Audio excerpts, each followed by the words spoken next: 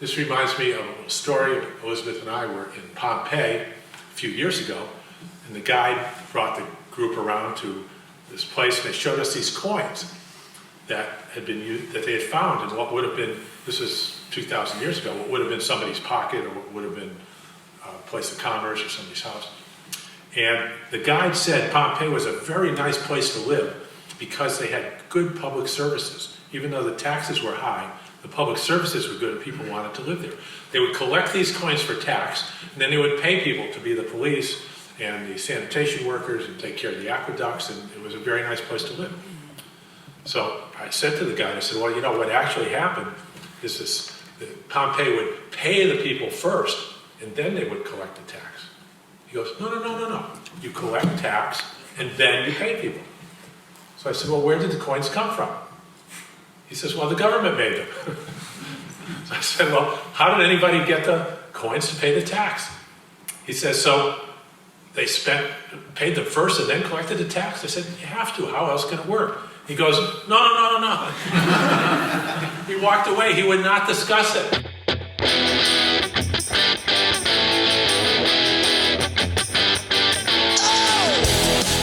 This is the MNT Podcast with Patricia Pino and Christian Riley.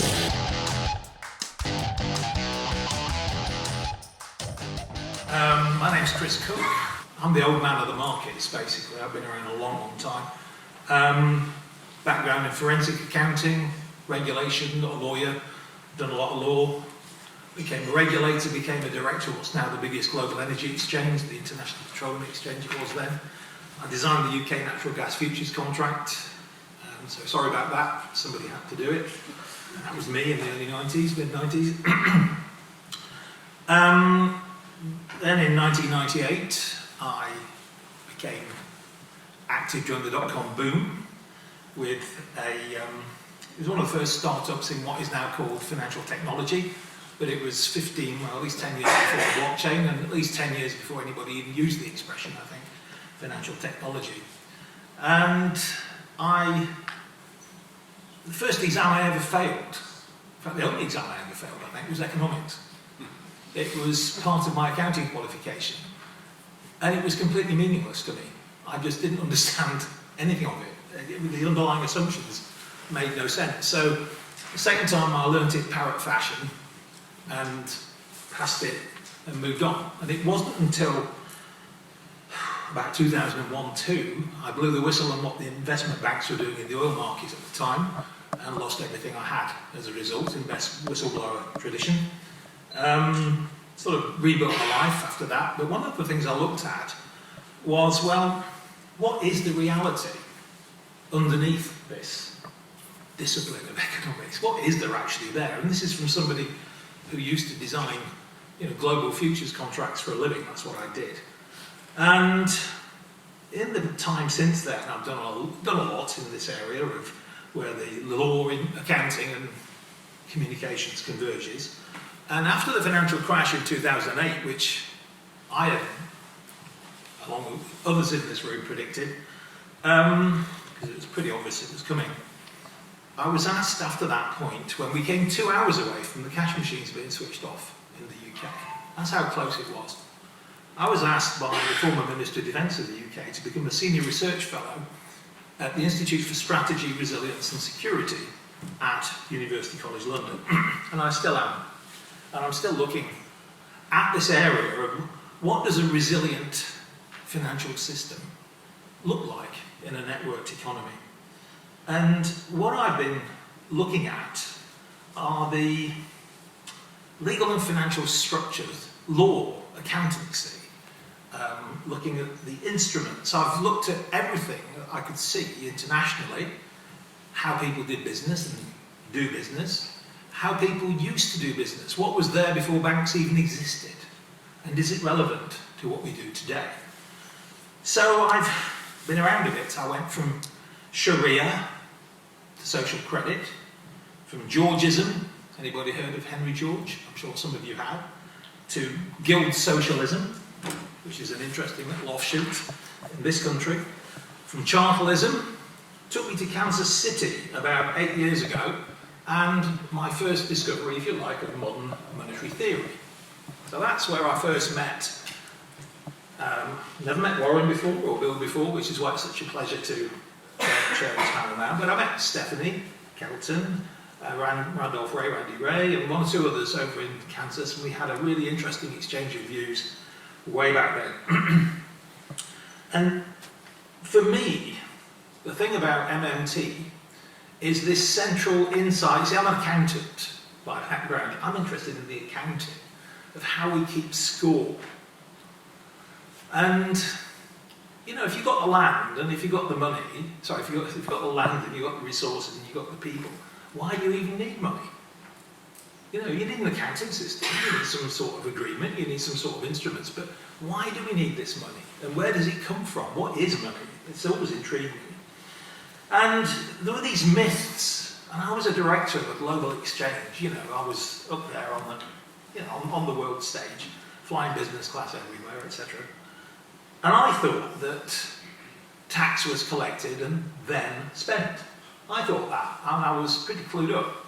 And I thought that banks took in deposits and then lent. And I was thinking of the government as a household, maxing out its credit card. You know, all these myths and all these cobwebs. When you actually look at it through the lens, it's like a lens of modern monetary theory. It gives you a completely different perspective on reality. You know, this thing, this national debt. I mean, it's nonsense. How can we owe each, you know, how can everybody owe everything? It's crazy. I've come to see the economy more like UK and Co. and the national debt as something like the national equity. You know, this is the perspective I have. And the government actually provides goods and services to people and we pay them for it. You know, it's just a sort of different prism through which you view things. And the most toxic of all, I think, is this notion that money has to be scarce to be valuable. I mean, that's nonsense, isn't it? It doesn't have to be scarce to be valuable. It has to be, in my view, based on something useful to be valuable. And scarcity then affects the price beyond that. It's these underlying assumptions which, you know, plague us to this day with things like Bitcoin, which is based on the idea that something has to be scarce to be valuable.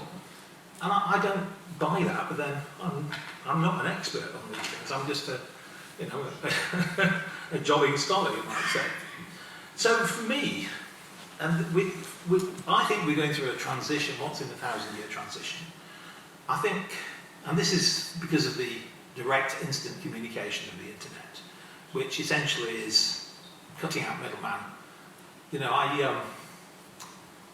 epiphany I had was when I saw Sean Fanning, a 19-year-old, inventing music sharing, Napster. And I thought, he has single-handedly made redundant the business model of the music industry. You know? And what's going to come next? And Napsterization, as I see it, is coming soon to a bank near you. You know? This is what is now happening. We're seeing some enormous changes in society. We're seeing a change from, you know, commodities and commoditization to, I think, a new era of services, but we haven't yet got the institutions and the instruments which enable this to happen. For me, MMT offers at least transitional solutions to these intractable problems. You know, the new Green Deal is addressing the intractable problem of climate change. And I'm so pleased to be able to introduce two of the leading exponents of modern monetary theory. In fact, Bill, I believe you invented the term in the first place, if I'm not wrong. Modern monetary theory. And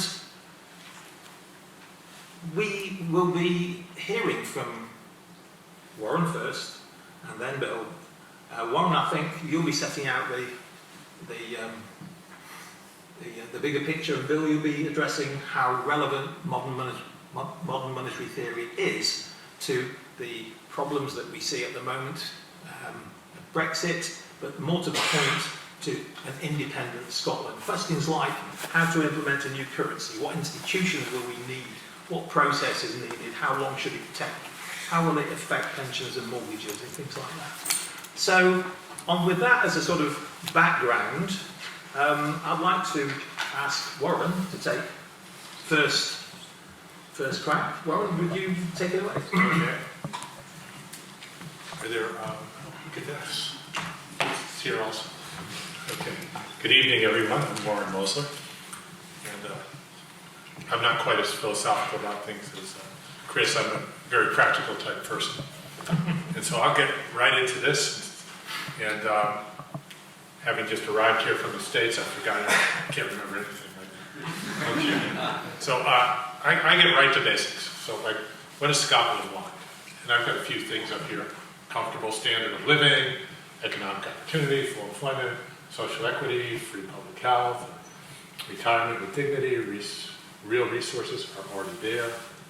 That's why it can happen. So what we're saying is, it's a political decision to decide what you want. And if you don't do that first, things are problematic. So first you have to decide what you want, and then how do we get from where we are now to where you want to be. So I'm assuming for this presentation, these are the types of things Scotland wants. If it's a whole different list, no problem, I can get you there too. So, and the point is the real resources are already there, as Chris alluded to, and that is exactly why it can happen.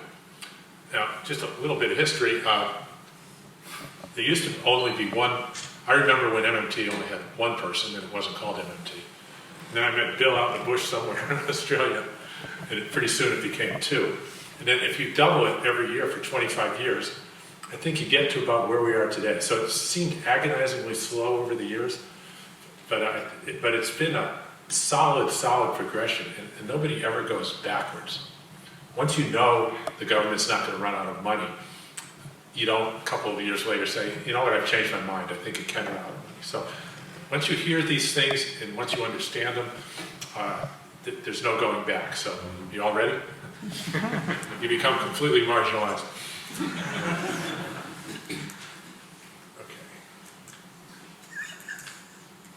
Okay, so one thing we do is everybody tells the money story, I call it. You'll hear the money story start with barter. There used to be imagine two people on an island trading, imagine people trading goods, and then it became, we don't start the money story that way. Today's money story, we started a different way for purposes of understanding. We begin the money story with the state trying to provision itself. We've got a government that needs a military for defense, it needs a legal system, public health, public education, transportation network. It's a government trying to provision itself. Okay, and so the question is, how do you do that? Now, in the old days, an army would go out and take slaves and bring them home, and then they would do all the work, and you provision yourself through slaves. Okay, and then the British, the way we were taught in the States, would go into a bar, find somebody who's really drunk, hit him on the head with a beer bottle, and he'd wake up in the Navy as a sailor. So governments have historically had different ways of provisioning themselves. Okay, today we pretend to be more civilized than that.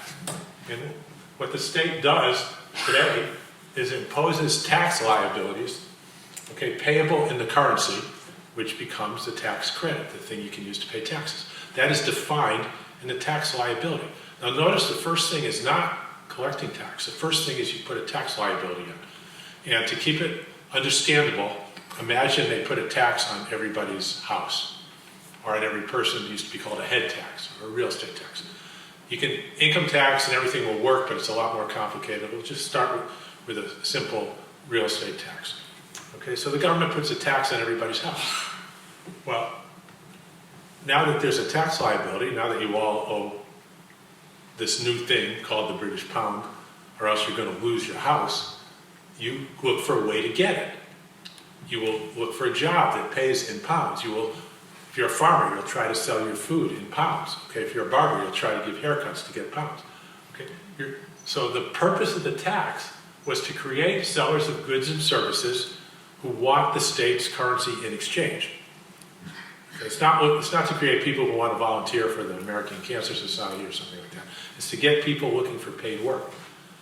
For the further purpose of the state provisioning itself. Now the state can go out and spend its otherwise worthless currency to get what it needs to provision itself according to the desires, okay, to serve public purpose. Right? And so change slides here. Not quite yet. All right, so the sequence is, first, we have a tax liability that creates sellers of goods and services, which is also what we call unemployment. Unemployment is people looking for paid work. It's not people looking to volunteer. Right? So the purpose of the tax is to create unemployment, people looking for paid work in the state's currency. By design, that's what the tax is there for. Now the government can go out and hire those people who its tax caused to become unemployed so they can perform the services of government. The government then pays the people, and then the tax gets paid. All right? So the sequence is tax liability, sellers of goods and services, they get paid, and then the tax gets paid. The government spends first and then pays the tax.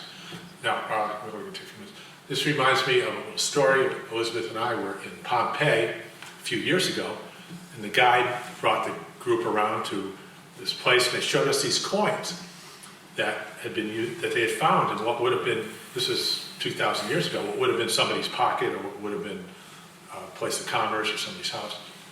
And the guide said Pompeii was a very nice place to live because they had good public services. Even though the taxes were high, the public services were good and people wanted to live there. They would collect these coins for tax, and then they would pay people to be the police and the sanitation workers and take care of the aqueducts, and it was a very nice place to live. So I said to the guy, I said, well, you know, what actually happened is this, Pompeii would pay the people first, and then they would collect the tax. He goes, no. You collect tax, and then you pay people. So I said, well, where did the coins come from? He says, well, the government made them. So I said, well, how did anybody get the coins to pay the tax? He says, so they paid them first and then collected the tax? I said, you have to, how else can it work? He goes, no. He walked away, he would not discuss it. But I'll guarantee you, everybody in Pompeii knew that they put a tax liability on their house or their head or something, and then they would come, people would go to work to earn the coins, the government would pay them, and then the taxes were paid. They would spend first and then collect the tax, which is a core understanding that spending has to come first when the coins come from the government. All the funds to pay taxes come from the government. All the pounds that can be used to pay taxes come from the British government or one of its designated agents, but they come from the government. Or else they're called counterfeit, right? And it's not legal. So now, Pompeii, they found 20,000 coins in the street. How did they get there? Okay, those have to have been coins that somehow people earned and hadn't been used to pay taxes. Pompeii spent more coins than it collected, and they were in the street. That's what we call the public debt. The public debt are the coins spent, the pounds spent, that have not yet been used to pay taxes. They must have spent 100,000 and 80,000 got paid, and the other 20,000 are still in the street. They spent more than they collected. Well, of course they have to. You can't spend less than you collect, or they're not out there. I mean, nobody can pay the tax. It's not possible. You have to spend at least as many, as come back. But invariably you spend more because people want to save. Maybe they might never want to save, but invariably they do for all kinds of reasons, okay?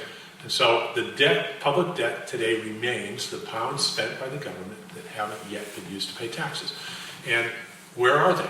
Well, they're not in the street anymore, although some of them are, okay? They are sitting in bank accounts at the Bank of England, and they give the accounts fancy names like reserve accounts, gilts, and things like that. But they're just bank accounts with pound deposits in them that have been spent but not yet used to pay taxes. Okay. Now we're ready to move on. Okay. So, one of the questions I was asked to answer is, how would you introduce a new currency? And you'd introduce it the same way it was introduced in Pompeii or anywhere else, even though it's been long forgotten. And I got this approved by the group before I used it. I named the currency the kilt. And the reason I named it is because the first thing anybody asks about a currency is, what's behind it?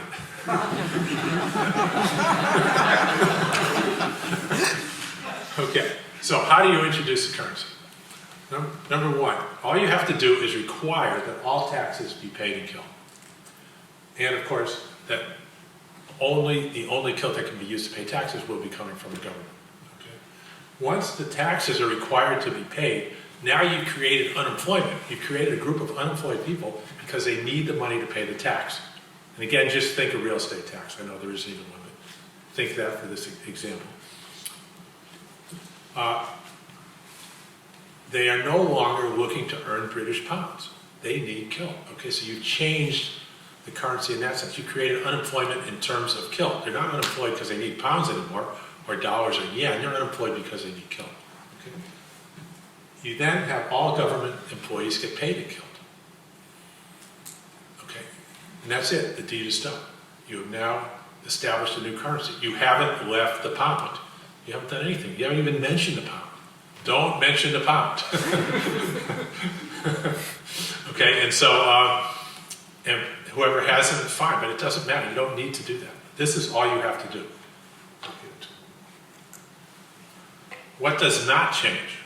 Okay, nominal taxes and government wages don't change. If the tax used to be 1,000 pounds, now it's 1,000 kilt. That's all. There's a new tax, it's 1,000 kilt. It's what the old tax would have been. Okay, wages, if it used to be 25,000 pounds a year, now it's 25,000 kilt a year, public sector wages.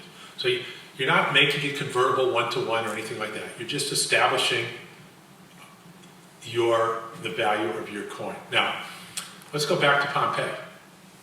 Remember, they had a tax on your house, and now they have these coins, and people come to work for them. What was a coin worth? Okay, it's worth what you have to do to get it from the government. They're monopolists. Monopolists are price setters. If nobody else has it, the government has the coin and you need it. If they say we'll pay one a day, well, that's the way it is. And if the tax is 10 a month, somehow you got to work 10 days a month, or maybe you could work 30 days and somebody else can sell you something so they don't have to work their 10. But they know that they're going to get that much labor out of the population. Okay, they can add up all the tax, total maybe 10,000 coins a year, and so they know if they pay one a day, they're going to get so many people, coming every day to earn that. The math is getting too complicated for me. They're going to get so many people coming, equal to the tax, right? Plus the savings society. All right, so people are going to show up for one coin a day to work. Now, what's a chicken worth? Well, it'll be relative value. If somebody wants to raise chickens and doesn't want to go to work, and they have to pay the tax, and somebody else doesn't want to raise chickens but wants to go to work, they'll come to terms with each other. And that coin might be worth 10 chickens. Okay, it might be, I don't know what it'll be worth, a day's labor and working for the government of Pompeii, but to keep the math easy, it might be worth 10 chickens. And as long as the government pays one coin a day for work, that coin will be worth approximately 10 chickens, assuming the chicken population and the dynamics stay about the same. Well, what if the government says, we're going to give everybody a raise, double their pay, and pay 2 coins a day? Well, now a coin's only worth 5 chickens. Okay, because you can earn a coin in half a day instead of a whole day. The chicken farmer sees that, everybody sees it. Well, it's 10 chickens is a day's labor, a half a day's labor is 5 chickens. The government sets the value of its coin by saying what you have to do to get it. If you have to work one day, it's worth so much. If you only have to work a half a day, it's worth half as much. If they say you have to work 2 days to make a coin, to earn a coin, now they're worth 20 chickens. Right? So it's the government that decides what the thing is worth because it's a monopoly. That is the source of the price level. That is an MMT insight that nobody else has. You'll find all kinds of other reasons for prices and inflation and everything else. But we recognize that it's set by decree, by the prices paid by the government. So taxes and wages are not altered. Okay. Sterling bank deposits are not converted. You get to keep your money as sterling. It doesn't matter to the government whether you convert them or not. Somehow they think it does. It doesn't matter. Sterling debt is not redenominated. It stays out there. Okay. And non-government private contracts are not required to be in kilt. They can be in anything you want. They can be in yen or dollars or chickens. It doesn't matter to the government what you transact in. Okay. And the ability to purchase imports remains, and I'll get to that in a second. That doesn't change. The distribution might change, but the actual number of imports doesn't change. Talk a little bit about government contracts. new contracts will all be negotiated in kilt. And the existing ones, they'll attempt to renegotiate them into kilt, but if they don't, it's okay. But there'll be a market value where they'll be renegotiated. They're not trying to be unfair. It'll be by mutual consent. Nobody's going to be forced into this thing.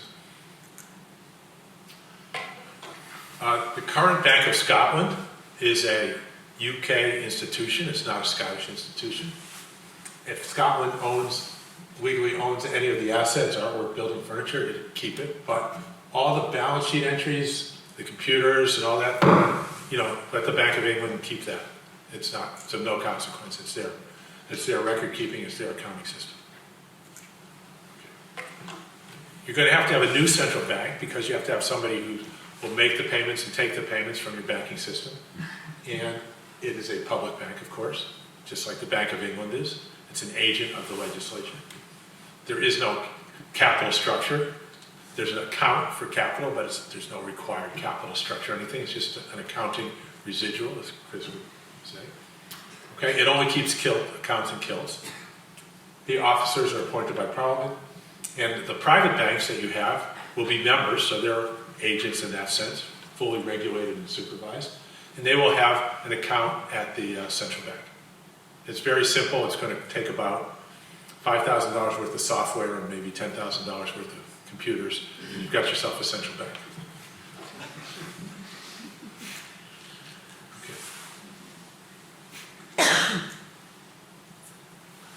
Something skipped there. Okay. What's the new central bank going to do? Process government payments and receipts, process payments from member banks, provide unlimited bank deposit insurance, provide unlimited bank liquidity, and supervise and regulate member banks. I mean, really supervise them and regulate. If you can't do that, you can't have member banks. Right now, in name, these central banks and the regulatory agencies have full control, but in practice, they're understaffed, undertrained, and are not able to adequately supervise their own banks. You cannot do that. It's like having a military with no generals, with no supervision. You can't do that. You can't have the police department until you've got the top organized. Okay, it doesn't work.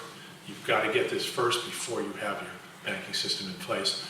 And you've got to keep banking narrow enough and simple enough so that they can keep it under control.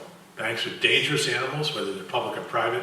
You better make sure you've got the cage set for them and that it's a good cage and that it's regulated and supervised before you move forward with it. Monetary policy. The accounts won't pay interest. Government spending will remain in member bank accounts as kilts. That means that there will be a permanent zero rate policy. Bill will talk more about this later. Just like we have in Europe, it's slightly negative, but it's simpler to just leave it at zero, or Japan, just leave it at zero.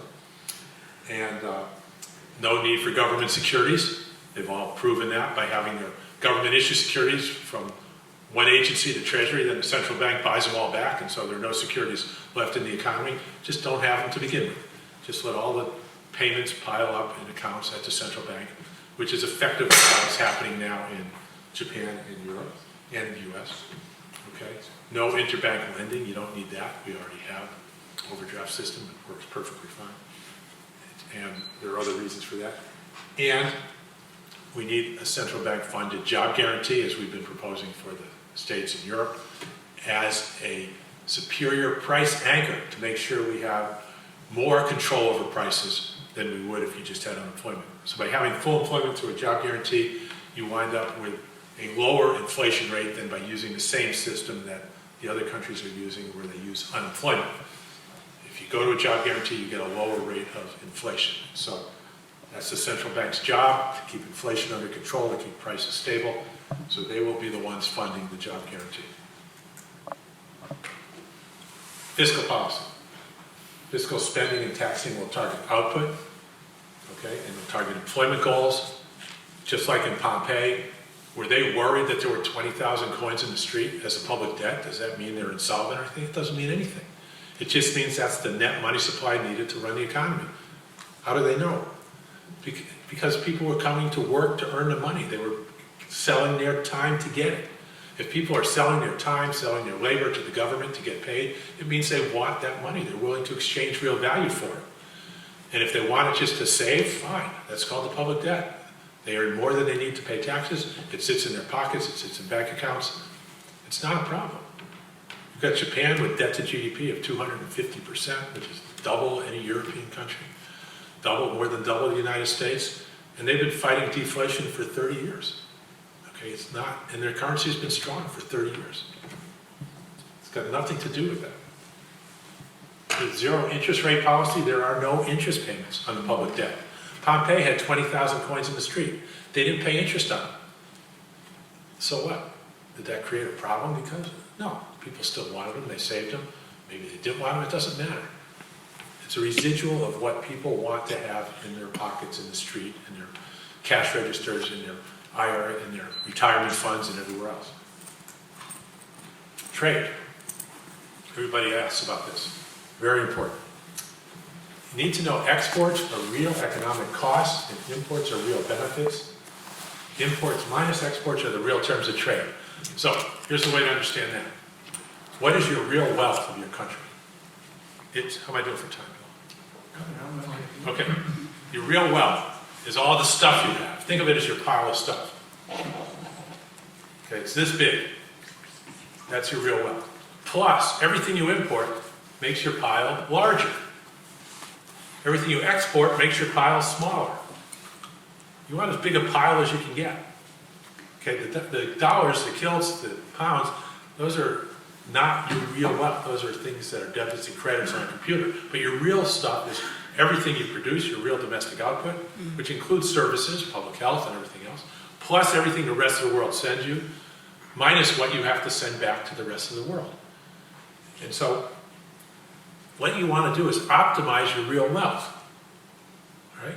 And notice that the only reason you would export at all would be to get imports. Because exports makes your pile smaller, but imports makes your pile larger. So, and to demonstrate this, let's take it to the extreme. Suppose you exported, they think exports are so great in Europe and the European Union. Suppose you exported everything and didn't import anything. What would happen? Everybody dies. You have no food, you have no clothing. Well, suppose you imported everything and you didn't have to export anything. What happens? Well, you get everything and you don't have to work. Right? So clearly there's something wrong with this export-driven model. And what I'll tell you is it's driven by the exporters because they're making all the money. Okay, but I'm not here to go into that now and how that works, but that's what's going on. Right? And so if you look at the old days, when Caesar conquered Gaul, Gaul sends Rome food. Right? The winner gets things, the loser sends things to the winner. You don't conquer somebody and then send them stuff. When you conquer somebody, they send you stuff. That's why you're doing it. Right?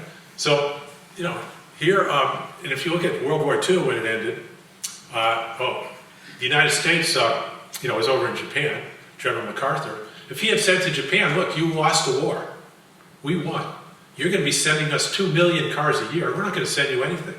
If you don't like it, we've got 2 more atomic bombs in the harbor here. Okay? That's the way they used to conduct this. Okay? Well, they didn't do that, but let's look what's happened since World War II. Japan's been sending us 2 million cars a year, and we haven't been sending them anything for 75 years. Okay, it's the biggest case of war reparations in the history of the world. But Japan thinks they're winning, and we think we're losing, because they're the big exporter, and we're the big importer. They've got it backwards. Okay, they've been working for 3 generations, building all this stuff, sending it to the U.S. And we've been sitting around on welfare, driving their cars and playing golf with their golf clubs, and we think we're losing too. Now we've got a tariff war going on, because China's doing it too now, and South Korea, they're all piling on, taking advantage of us. $600 billion trade deficit. They're sending us all this stuff, okay? We're killing the goose that's laying the golden egg with this trade deficit. And there's no pushback from any of the mainstream economists, from any of the business people, anything. They all think, yeah, they're taking advantage of it. They're winning and we're losing. They've got it completely backwards. There was a game we used to play as a kid. Who can touch the other person the softest? And I say, you go first, and you touch me really soft. Then I hit you as hard as I can. I say, you won. Scotland can win this game because everybody's got it backwards. Right? the fact that you have a trade deficit is not, that's a good thing.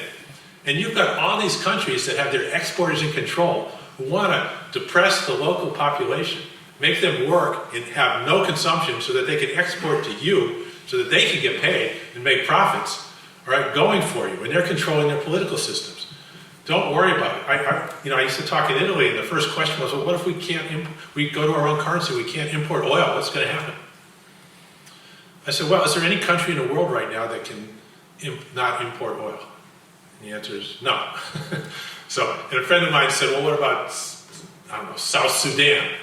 And I go on the internet, South Sudan, petrol station, and there's a picture of somebody's, petrol station selling gas and petrol in South Sudan, and there's a price in the local currency. And he goes, okay, I give up.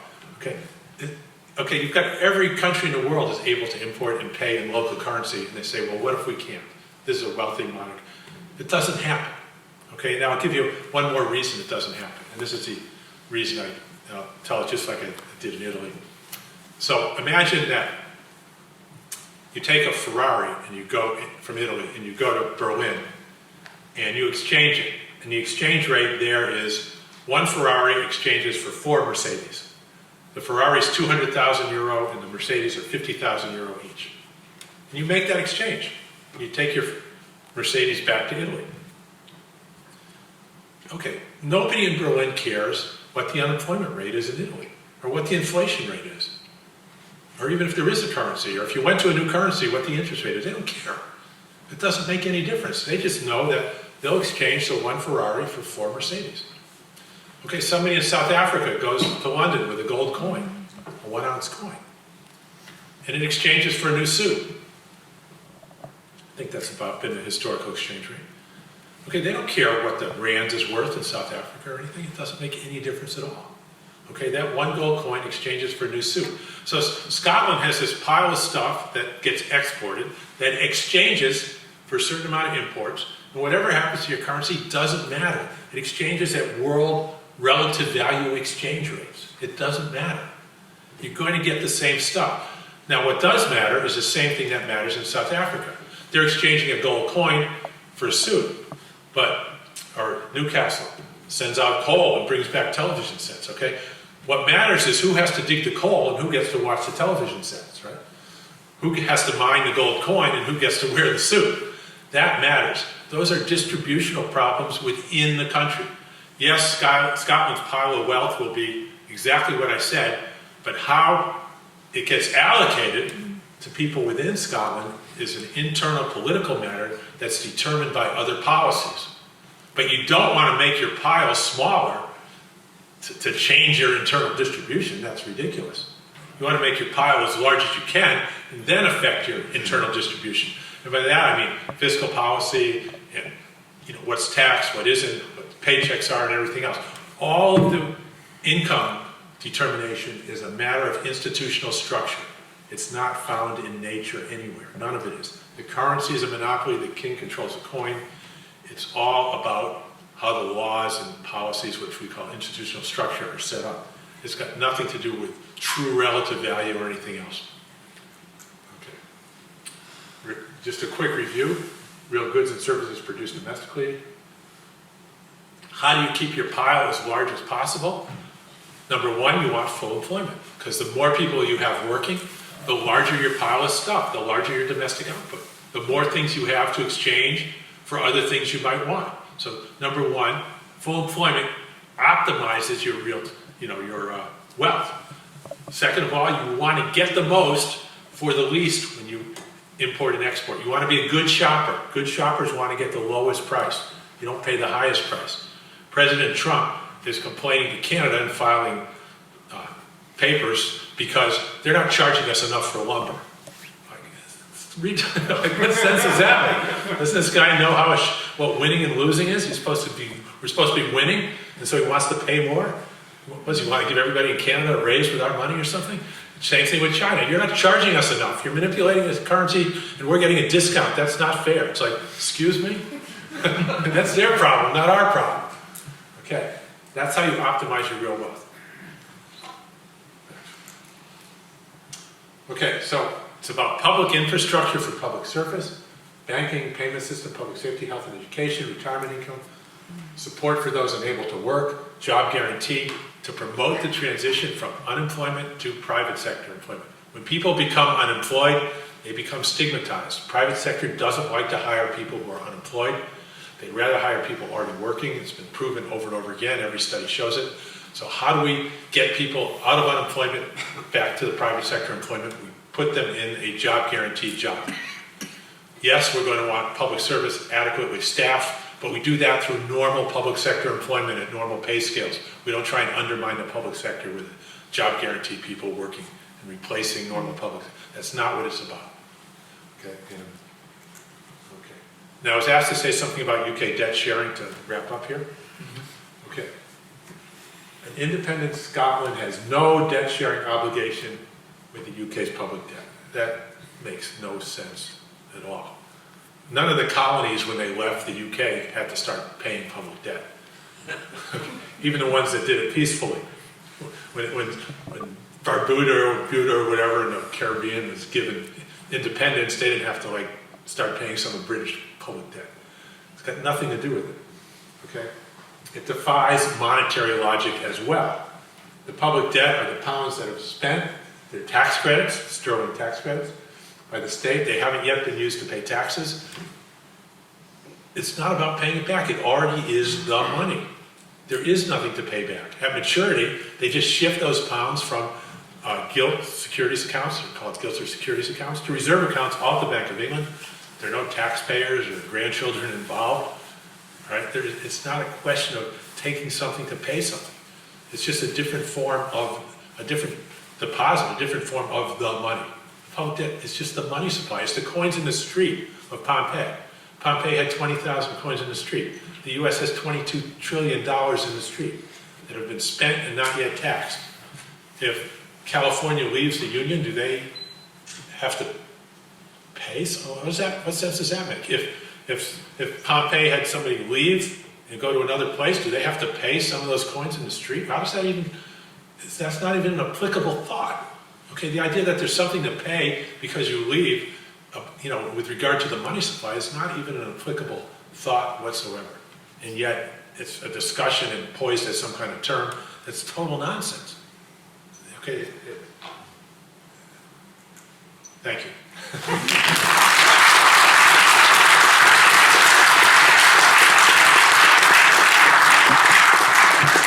Thanks very much, Warren, for blowing everybody's mind. It is one of those.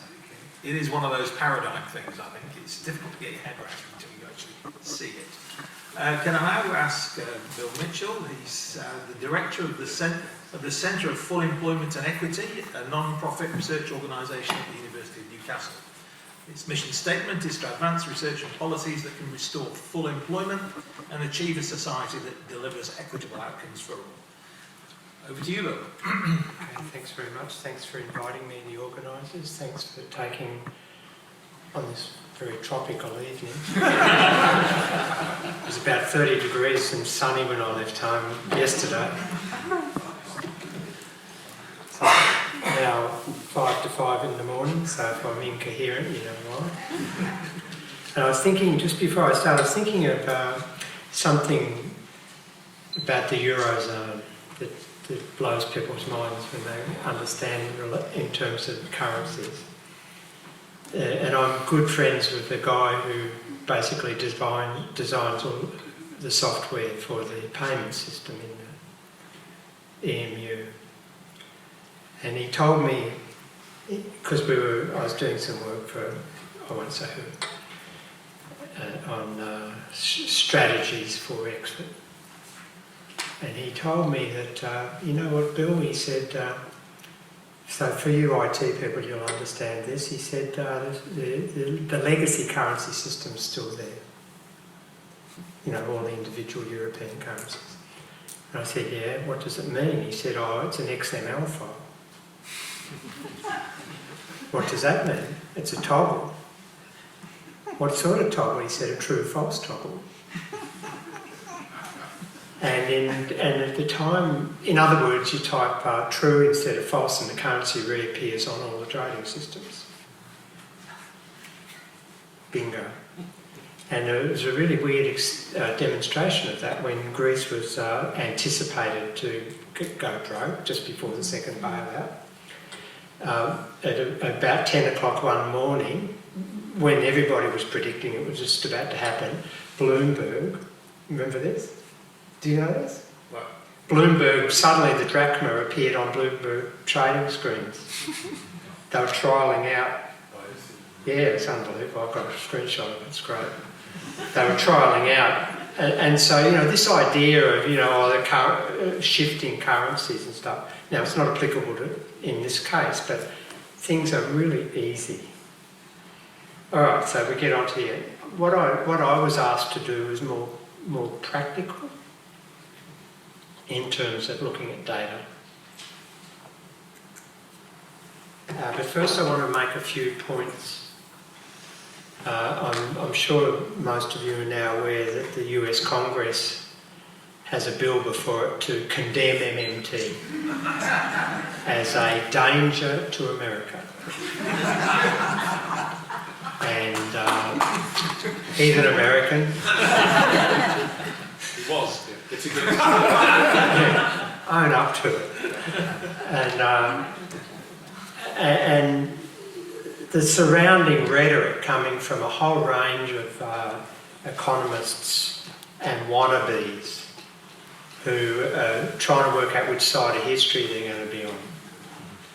And they start saying things like, well, if we move to MMT, the governor of the Bank of Japan was saying if we ever had MMT, it'd be highly dangerous. You saw that? I mean, just think about that for a second. That's just unbelievable. And so there's this perception that MMT is somehow a regime that we can choose to go to or not, and we've got to condemn it so that we don't choose to go there. And the first principle to get into our heads is that MMT isn't a regime, it is what is. It's really just what I started to use the word, it's a lens, a superior way of understanding the way the monetary system operates. And it gives much more superior insights to the sort of, as an alternative to the sort of mainstream macroeconomics, economists' lens for understanding the monetary system. So it's not a regime. We're not going to just go to MMT. We've got MMT out there.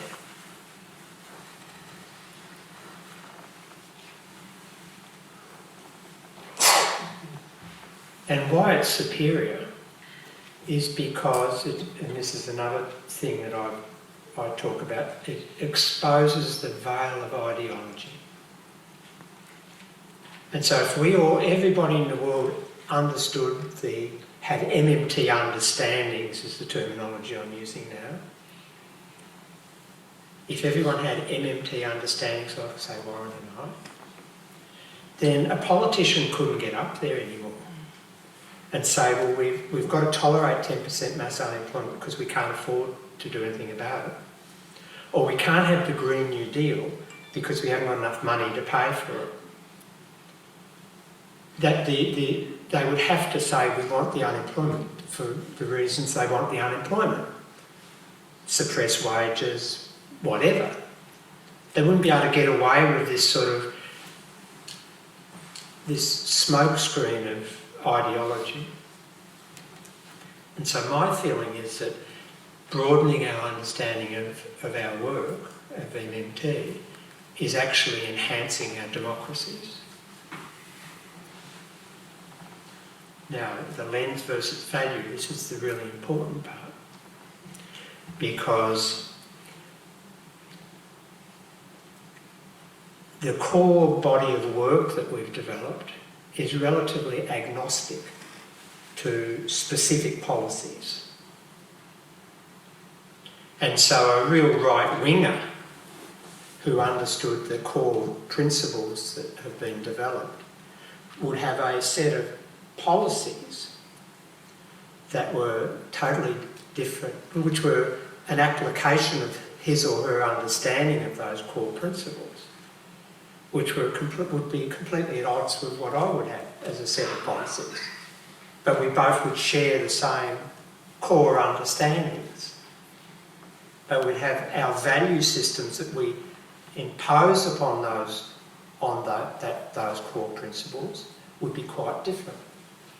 And so when people are saying, well, MMT is dangerous, what they're really, if they really were sophisticated enough to understand that the points in this first slide, is what they're really railing against is the policies they don't like, the ideology they don't like, the values they don't like. That's what they're really, that's behind their tension. So that's an important point to in your own narratives with people, to emphasise that we're not talking, it's not a regime now, it's what you've got out there. We live in an MMT world. It's just that my profession disguises that for its own purposes. And they're getting annoyed now that their chicanery or their ignorance is being exposed. And of course, the politicians have a vested interest because obvious. A couple of other principles which amplify what Warren has said. Having your own currency means that the currency issuer can buy whatever is for sale in that currency, including all idle labour. Which means, and I've done a fair bit of work in less developed countries on public works programs and design of educational and training programs. And I've sat in rooms with IMF officials and what have you, World Bank officials, saying the unemployment before us is an intrinsically complex and virtually unresolvable problem. And they've got gold watches and mobile phones sticking out of their pockets and fine suits. And I say, no, that's not complex at all. It's one of the easiest problems to solve. Just create the jobs. And so if you understand that a currency issuing government can buy whatever resources that are out there for sale in that currency without question, then you know that they can buy all the labour that's idle and wants to work for that currency.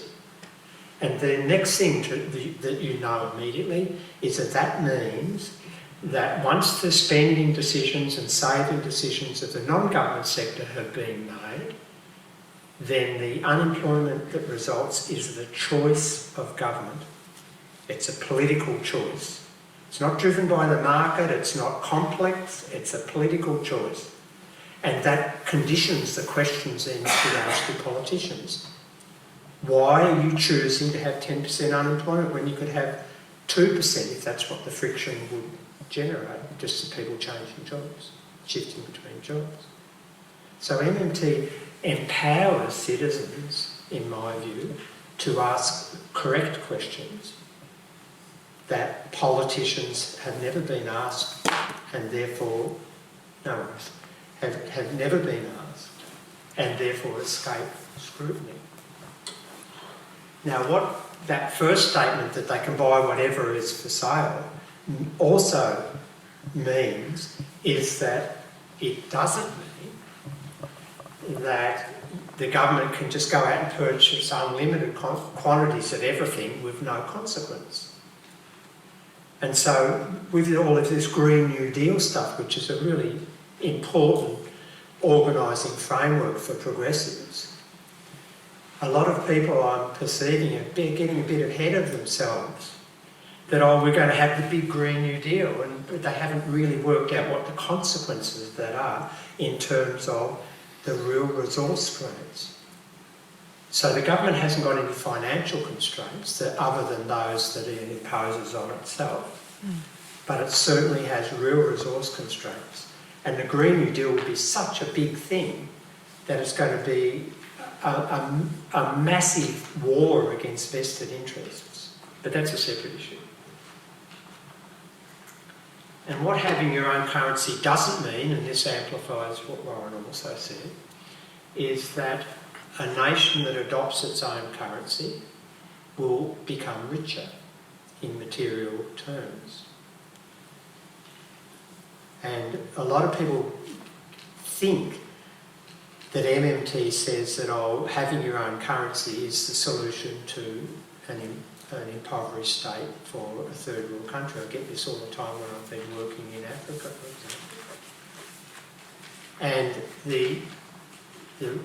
the understanding is that a country is only material as well off, and this is Warren's pile of things, in terms of the pile of things it can bring to bear. And that is the things that it's got within its own borders, that it's for sale in its currency, and the things that it can swap through trade in its favour and bring in.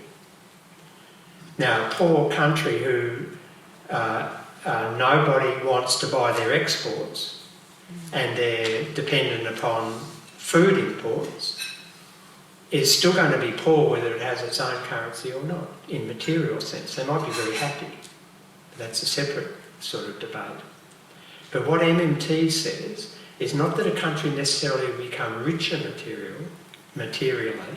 What it means is that every country can bring all of the productive resources that are available to it into full productive use. That's what it means. And there's no excuse. You know, I was at a meeting in Pretoria once, and this is a country that's got 60% unemployment, 60% people live below the poverty line, 60% of people haven't got adequate housing, and it's the same 60% in each of the three pools. And an IMF official said they can't afford this public works program. Now, South Africa is one of the richest real resource countries in the world in terms of natural resources. They've got stacks of wood to build houses with. And so there's this idea that you can't afford things that we've exposed. Okay, so now I'm thinking about Scotland. Now, obviously, you know, I used to criticise IMF officials swanning into Korea in 1997 in the Asian financial crisis. They'd swan in on a Friday evening, go into the government offices on Saturday and Sunday, and then come out as experts on Korean economy, culture, history and all the rest of it, and then issue a report where they'd cut and paste India and put in Korea, and away you go. So please, I'm not an expert on Scotland. I've been following Scotland since I was a young boy. And I was saying to someone at dinner earlier this evening, it was because the migrant hostel was just down the road from where I grew up, a working class suburb, and a lot of Scottish migrants came out after the war, you know, right in the big white, the £10 pom they were called. They used to get subsidised passage to Australia as immigrants. We were trying to build our population. So I got to know a lot of Scots and played in bands with them and stuff. So when from the way I start constructing an empirical case study is I look at a few things. So this graph here shows the net trade position for Scotland. And once we understand that about 60% of trading goods and services is between Scotland and the rest of the UK, not with the rest of the EU. That's the blue line. The red line is not netting out the RUK trade. Now, you know, all you get from an MMT perspective there is that you're running an external deficit of about 8% of 7% of GDP if you go independent. That's good. Warren's given you the logic. It means you're getting people to ship you more stuff than they want back from you, and they want financial claims only back. So that's a sort of stylised fact. Now, that isn't going to change in any short term. It's relative to other countries, that's a relatively large external position. It also means Scots are earning pounds to pay for it Sure. in the UK, and that's not going to change. No, sure.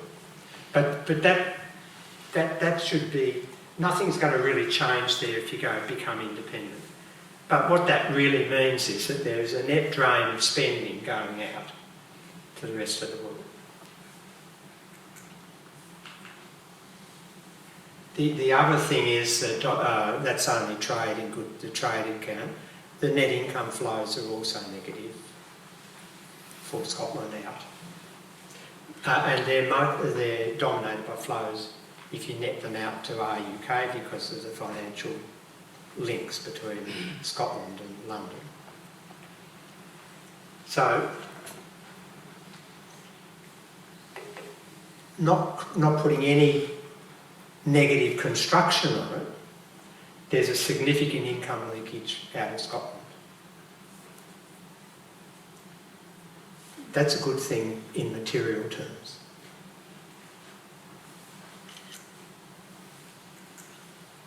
Household saving ratio. So then I think about what's the private domestic sector of which the households are one part. And you can see here, this goes back to 98.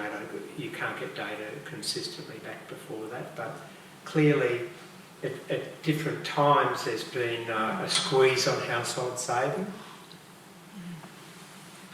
And typically it's been at times when there's been some attempt for fiscal contraction. And currently you can see the household sector is reducing its saving ratio. Now, another part of the not private domestic sector, the business investment, has been languishing. And of course, the financial balance in the private domestic sector is the difference between savings and investment. And what this sort of tells me is that there's probably a net desire to save in the private domestic sector. And that's probably would strengthen in a stronger economy because households seem to be below historical levels. Then I look at the big sector, the government sector, and these are various ways in which you could, whether you include North Sea oil receipts or not, doesn't really matter. But what you get is that the green line's UK and the blue line if you exclude the North Sea receipts, as you can see, it doesn't really matter, is about an 8% fiscal deficit of GDP. Now, that's relatively large in the advanced world, but don't equate large with any qualitative inference, good or bad. That's what it is. And that's not going to go away anytime soon, I don't think.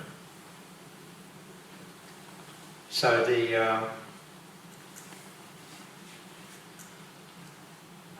conclusion that I drew from that understanding, a way an MMT would construct those sorts of relationships, is that if you went independent or were moving towards independence and you allowed the Growth Commission framework to be the guide, then you'd blow your economy up pretty quickly.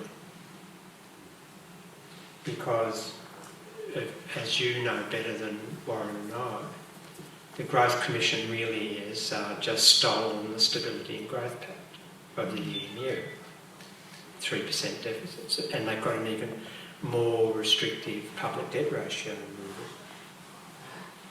Now, I don't know how many of you read my 2015 book, Eurozone Dystopia, where I go into quite a bit of forensic analysis on where that 3% rule came from.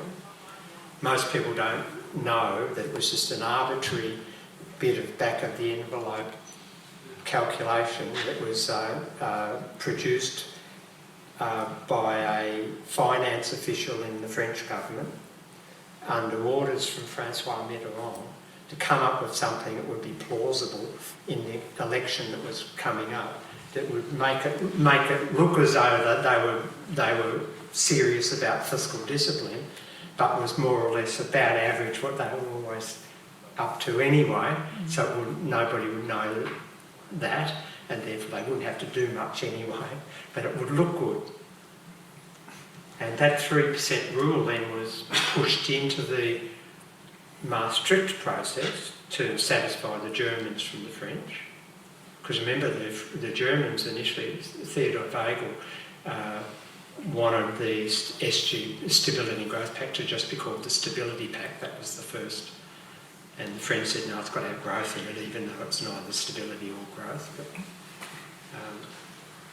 so this 3%, and more recently, I've got documents from the guy who was the official who came up with the 3% rule, and he admits openly that there was no economics to it at all. It was just an invention to shut Mitterrand and Mitterrand's office up, presidential office up, and that was just a number they picked out of the air that looked about right. So for the Growth Commission now to be using that as some sort of theoretically derived with an authority in any credible economics is just a joke, because its provenance is not that at all. But all of that aside, trying to impose that rule and move fiscal policy towards that rule in Scotland with the external position that you're enjoying and the private domestic saving income balance that seems to be there would destroy the economy very quickly. And if anything, the last point here, if the household sector goes back to historical saving ratios, then I suspect the deficits are going to have to be higher than 8% of GDP to maintain current levels of activity. So don't let anybody in your movements or anybody in Scotland get away with the idea that independence is going to lead to smaller deficits.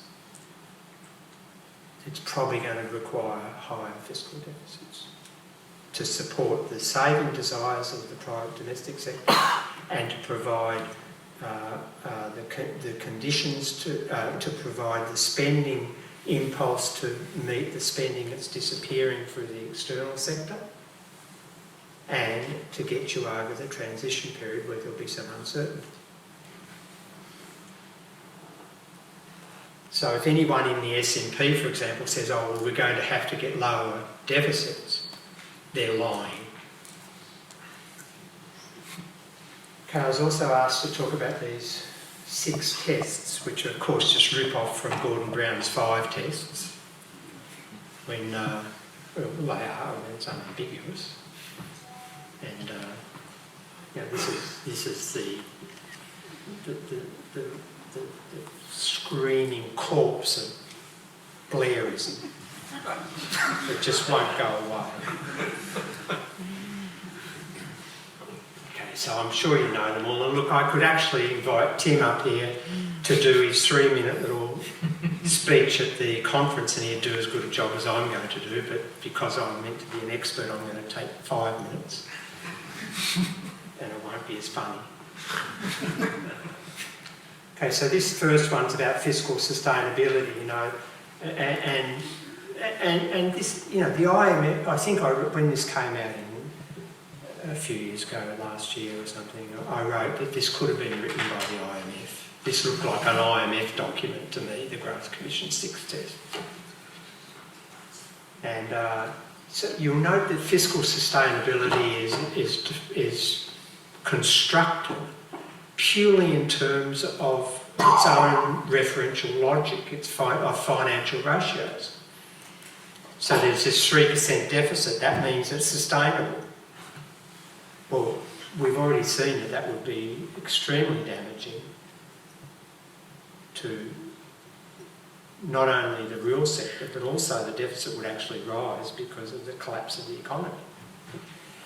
But the way in which the mainstream define fiscal sustainability is without context, is the way I think about it.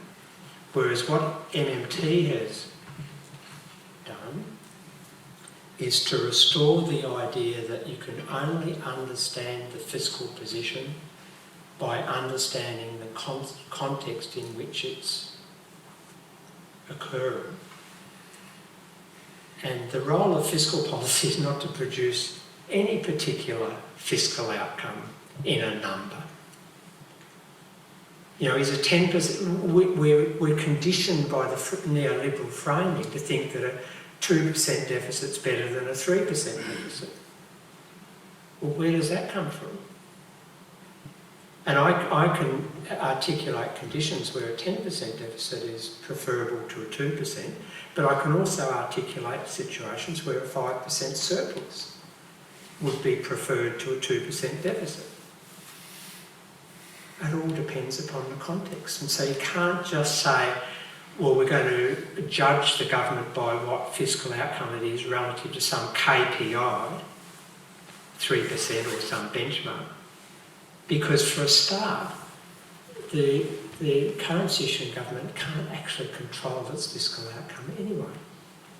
Economists use this term endogenous. The fiscal outcome is generated by the outcomes of spending and saving of all of the sectors in the economy. And the government's only one of them and can't control it. That's why these moronic targets at politicians, that's why the British Labor fiscal credibility rule is a total joke. It's doomed to fail because they can't actually control the outcome. And so what MMT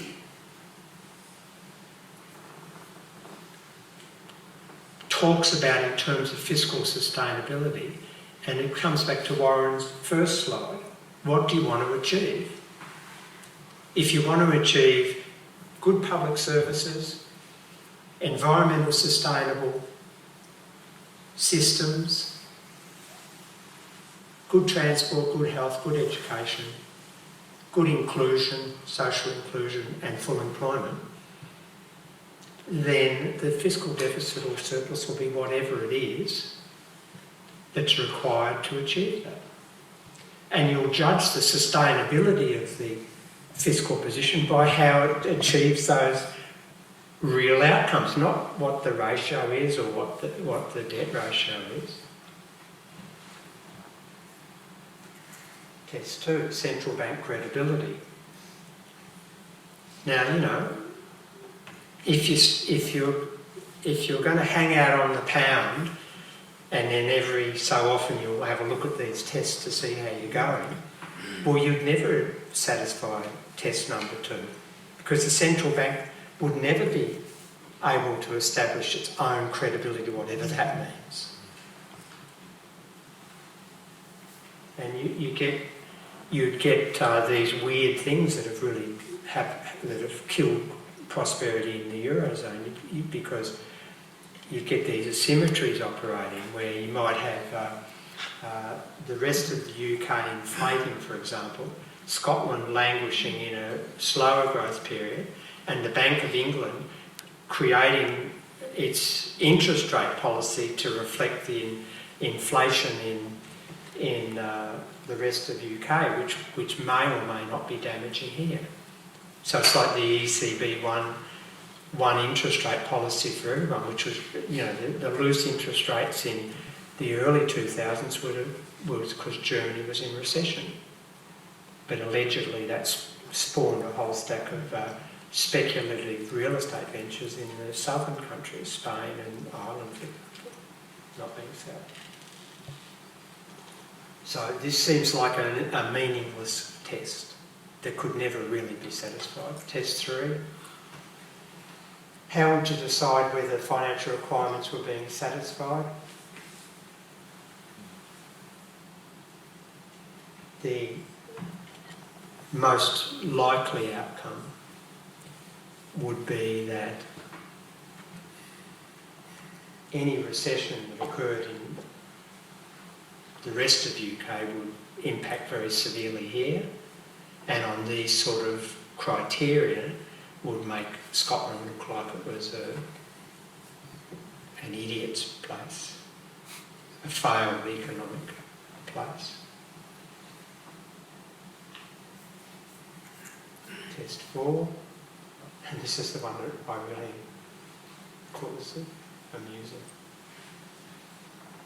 So this is this idea that you've got to have all these foreign currency reserves.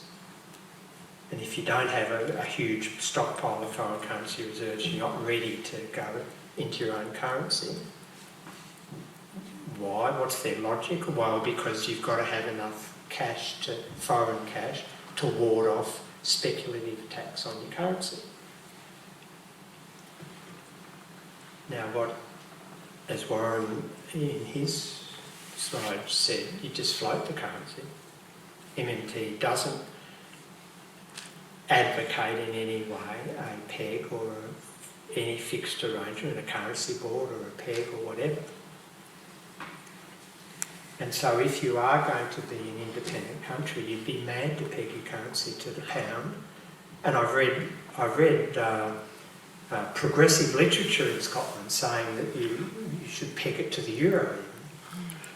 And I've read progressive Scottish people writing that the new central bank would have to issue major euro-denominated loans to build up the euro foreign exchange reserves to defend your currency.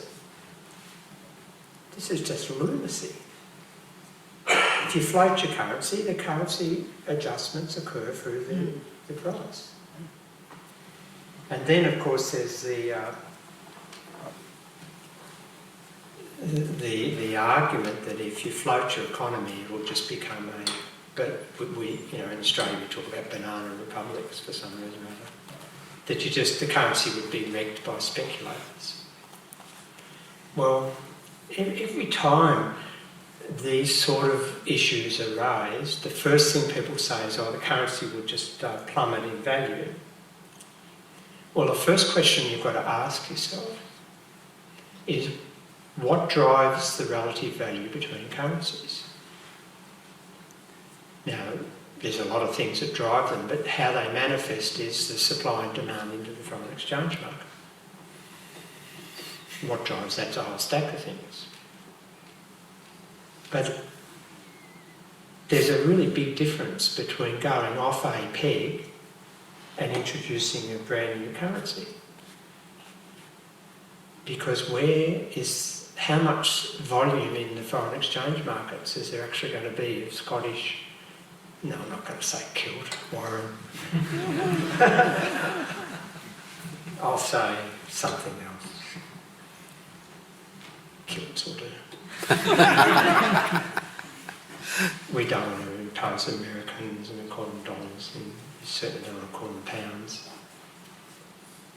Where's the volume going to be in the foreign exchange market when you transit into independence? There's going to be a shortage of the currency, if anything. There's going to be people, as soon as you impose the tax obligations, there's going to be people clamouring to get hold of, and especially those who aren't working in the government, receiving government payments in kilts. Was it plural or singular? Just call it a short squeeze. Short squeeze. Please. People who aren't receiving their incomes in kilt, they're going to even be more desperate to get hold of it, otherwise they go to debtor's prison. So it's highly likely during the transition phase at least that there'll be pressure upwards on the value of the kilt, not downwards. It's highly unlikely that the currency will plummet into oblivion. I'll give you an example for that. Sure. So, So one of the things that was on an early slide was that bank deposits would not be converted. Right now, everybody has their deposits in sterling. So let's say this room, you all have your bank deposits in sterling. And suddenly there's a new currency, the kilt, or whatever. Now let's say this half of the room wants the new currency to be able to run your life. That's how you pay your taxes, you do your shopping, because those people have to pay your taxes, save for the future for your children, everything else. Okay? The other half wants to keep their currency in sterling. Now in reality, it's usually 85 or 95% that wants the local currency, but I'm just going to say half. Be very, very conservative. The other half wants to keep the sterling. If I converted all your currency from sterling to kilt, this half would be very unhappy. The first thing, and that's what normally happens, all the currency gets converted. You'd be running out with your new currency, you want to get back to where you were, you're going to be selling it to buy sterling. You're going to be selling your kilt. The currency is going to drop 50%. The central bank panics and raises interest rates. Inflation goes up, 50% on imported goods, and people on fixed incomes are starved out, and the government collapses, which we see over and over again. Now let's say we leave all your bank deposits in sterling, and we go to kilt. Okay, this half of the room's fine. They're not going to do anything. They've got their sterling. This half of the room's got the wrong currency. They need the new currency. They're going to be selling all their sterling to buy the new kilt, and the only people that has it is the government, the central bank. And so it goes the other way. You've got to stampede into the central bank to get the new currency to run your life. It's going to be very high. It could be as much as 40 or 50% of GDP. And the government will be able to sell the new currency to them at the going ratio, at 1-to-1, let's say, where it'll stay. Okay, and then it'll have all this sterling to satisfy its old sterling obligations, pay things off.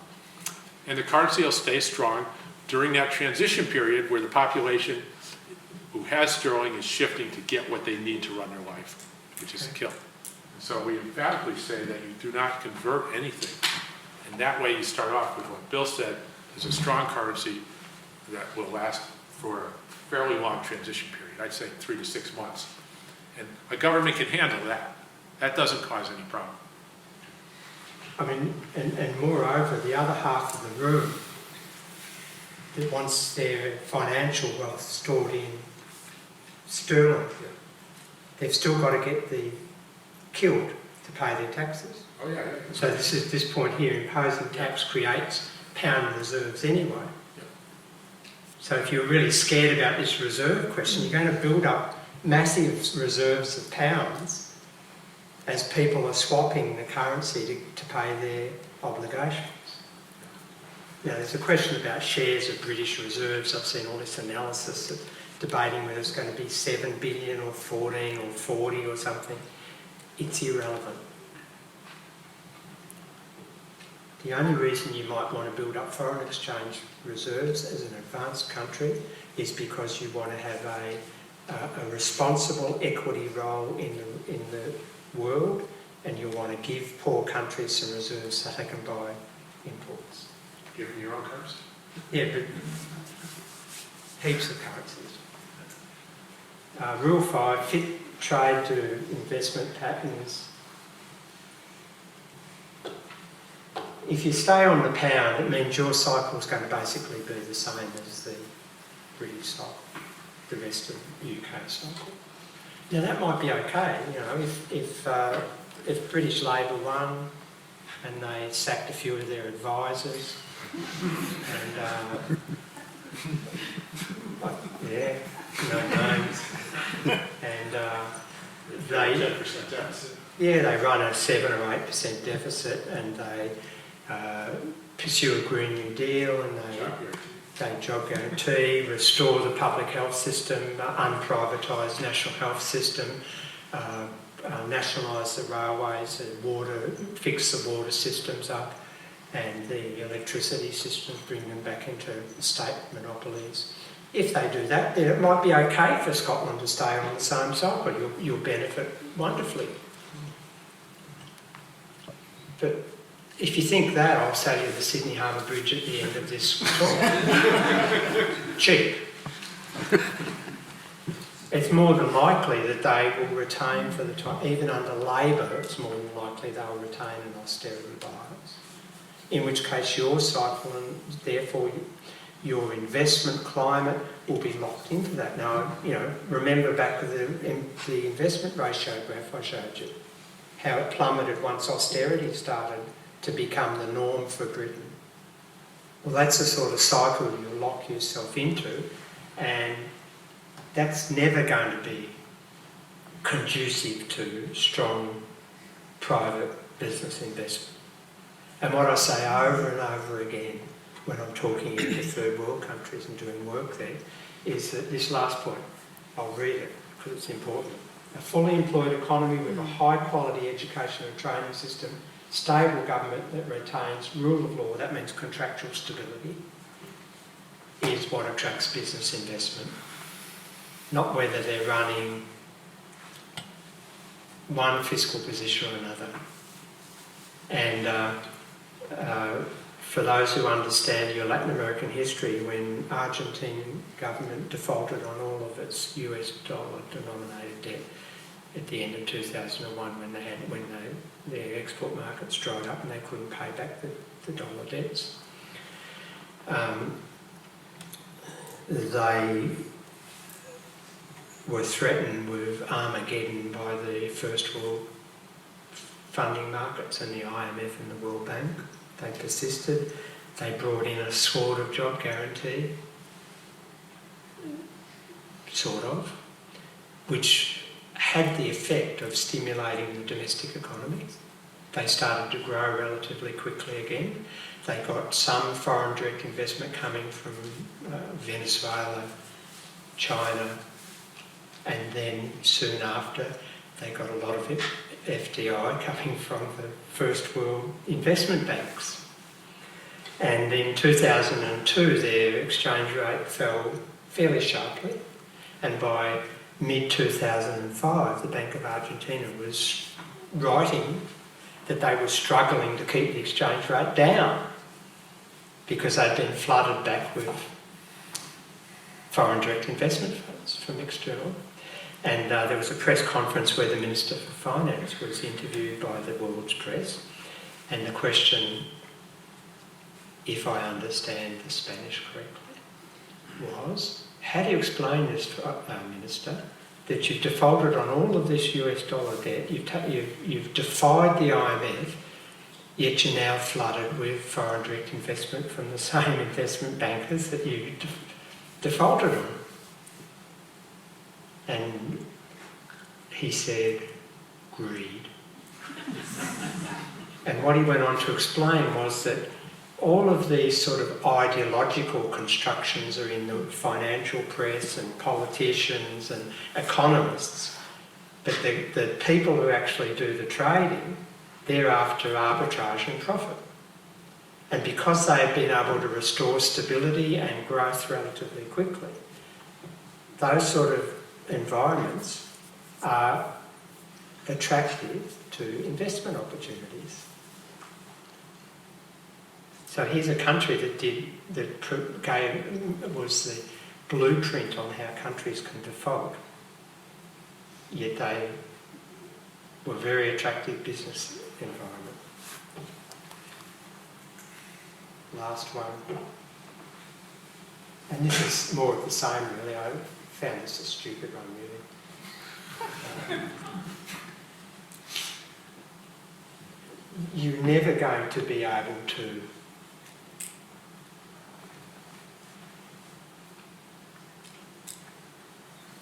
get out of phase with the UK if you use the pound. The only way you'll be able to resist the RUK cycle is with your own currency, and that you use that currency properly. Tim did it better, I think. Okay, the last slide is some other issues. Exchange rate arrangements float. British debt there's all these debates about how you divide the debt up and stuff like that. Why bother? The only arguments that are around is if you didn't do that, then the world debt markets wouldn't lend to the government anymore. So if you told Britain to stuff off, you're not going to take the debt, then the world markets would say, well, you're not going to borrow again. Well, you don't need to, so don't worry about it. You might have a moral position where you think that because there's been some sort of relationship between spending and the debt that you've benefited from, forget it. Who owns the oil? Well, you know, you divided the oil between Britain and Norway along geographic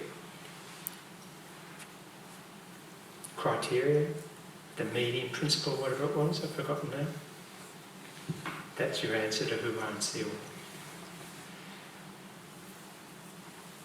After independence, should the new government issue debt? Categorically no. The MMT position is this, that the preferred central bank interest rate target is zero. Warren explained. So therefore, you don't need any debt to conduct open market operations to stabilise a positive short-term interest rate. So the central bank doesn't need to hold any debt portfolio for liquidity management. And even if you did have a positive interest rate, you wouldn't need to do that anyway, because all you need to do is pay a competitive support rate on the excess reserves. Has the same, exactly the same effect. And so the reason why it's really important not to issue debt is because we all know that the ideologues use debt numbers to pillory progressive governments. So if your debt ratios, you can proudly get up every year when you're giving your fiscal statement and say the debt ratio is zero, top government. And the last thing, which is, I'm just going to leave a one-sentence statement. The last thing, and let me say this is an important distinction to make. There's core principles of MMT that Warren and I would agree with and have developed. And then there's interpretations and opinions about the options that might follow from those core principles. So I've been reading lately in the American press that MMTers are happy that MMT says that debt's okay. Well, what MMT, the body of work shows is the consequences of issuing debt or not issuing debt, not whether it's okay or not. And the implicit preferred position is not to issue any debt because the central bank has a zero interest rate. So MMT doesn't have a core principle about the EU.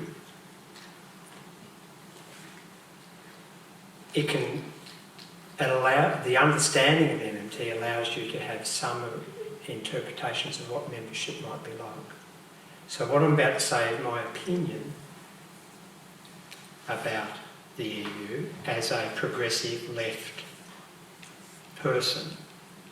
And progressives on the left, in Scotland and everywhere else, should never entertain joining a corporatist neoliberal cabal that transfers real wealth from the workers and the disadvantaged to the top end of town, that has neoliberalism embedded in its legal structure, the treaties. It's not just a passing political preference, it's embedded in the structure of the legal system. Bankruptcy law. Yep. And then I hear left, I get really criticised for this position from the left, who want to who live in this dream world that, oh, we're just going to reform the EU to along. You're not going to reform it. Do you know what reform the EU is? You've got to have 28, hopefully 27 soon, countries all agreeing at the same time. That's not going to happen in this period of history anytime. So my position is that Scotland would be mad to entertain joining the EU. Get out, become independent, have your legislative autonomy so that corporations can't sue governments who they think are undermining their profitability and take you to the European Court of Justice. So that you're not bound by pejorative and pernicious neoliberal investor dispute mechanisms embedded into so-called free trade treaties. So that you're not bound by directives relating to the procurement of services which are killing off municipalities right throughout Europe. There's a big struggle going on in Barcelona at the moment where the city council is trying to regulate tourism and they're being told by the European Commission they're not able to under the Services Directive. So that you can run public monopolies that have been previously privatised. And then the left says, oh yeah, but the French and German railways are still state railways. Sure they are. But they're being progressively put under pressure to privatise. And the Railway Directive 4 says that once you privatise, you can't recreate a national monopoly. And I've said this to John McDonnell personally, that he's living in a dream world to think that the manifesto will be achieved without Brexit. So as a progressive left person, the anathema of my position would be joining the EU. And then I hear the left say, oh, well, the euro is different to the EU. Well, the euro is just the most advanced form of the neoliberalism that is the EU. So if you think you're going to be independent and then go and sign up to the EU as an independent nation, you've got rocks in your head. You've lost your independence the day you join the EU. Your legal structure is given to you by Brussels and it's disciplined by the European Court of Justice. And now we're going to advertising mode. This is our new... So I thought it was threatened by the European Central Bank. Yeah, well, but that's the other point. I mean, if you join the euro, you've then got the European Central Bank, whose mission is financial stability, threatening countries, Greece in June 2015 with all the banks of bankruptcy. In other words, financial turmoil. The alleged independent central bank acting as a fiscal and a political attack dog for the IMF and the Commission. That's what you get by being part of the EU. Okay, so this is the first pure MMT macroeconomics textbook. Just came out recently. This is our, Thomas and I wrote this as our manifesto for a progressive reclaiming of the state. And this is my 2015 book, which details why you wouldn't want to be any part of the EU. Thank you.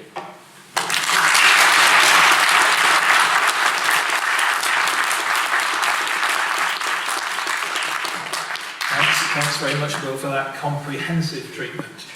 I'm just going to introduce Patricia Pino, who is a very interesting combination. Chartered engineer, is this for real? Chartered engineer, artist, and activist. And she is co-host of the MMT podcast of the Gower Initiative for Modern and Money Studies. Over to you, Patricia, if you can say a few words. Yeah, so when they invited me, I was very pleased because I've had a chance to meet Warren for the first time now. I've met Bill before, and it's always a pleasure to listen to him talk. But perhaps what I'd like to say is less academic and more related to activism and how to how MMT has progressed in the last few years that I've been involved in it and how I've seen it, and why all this is important now.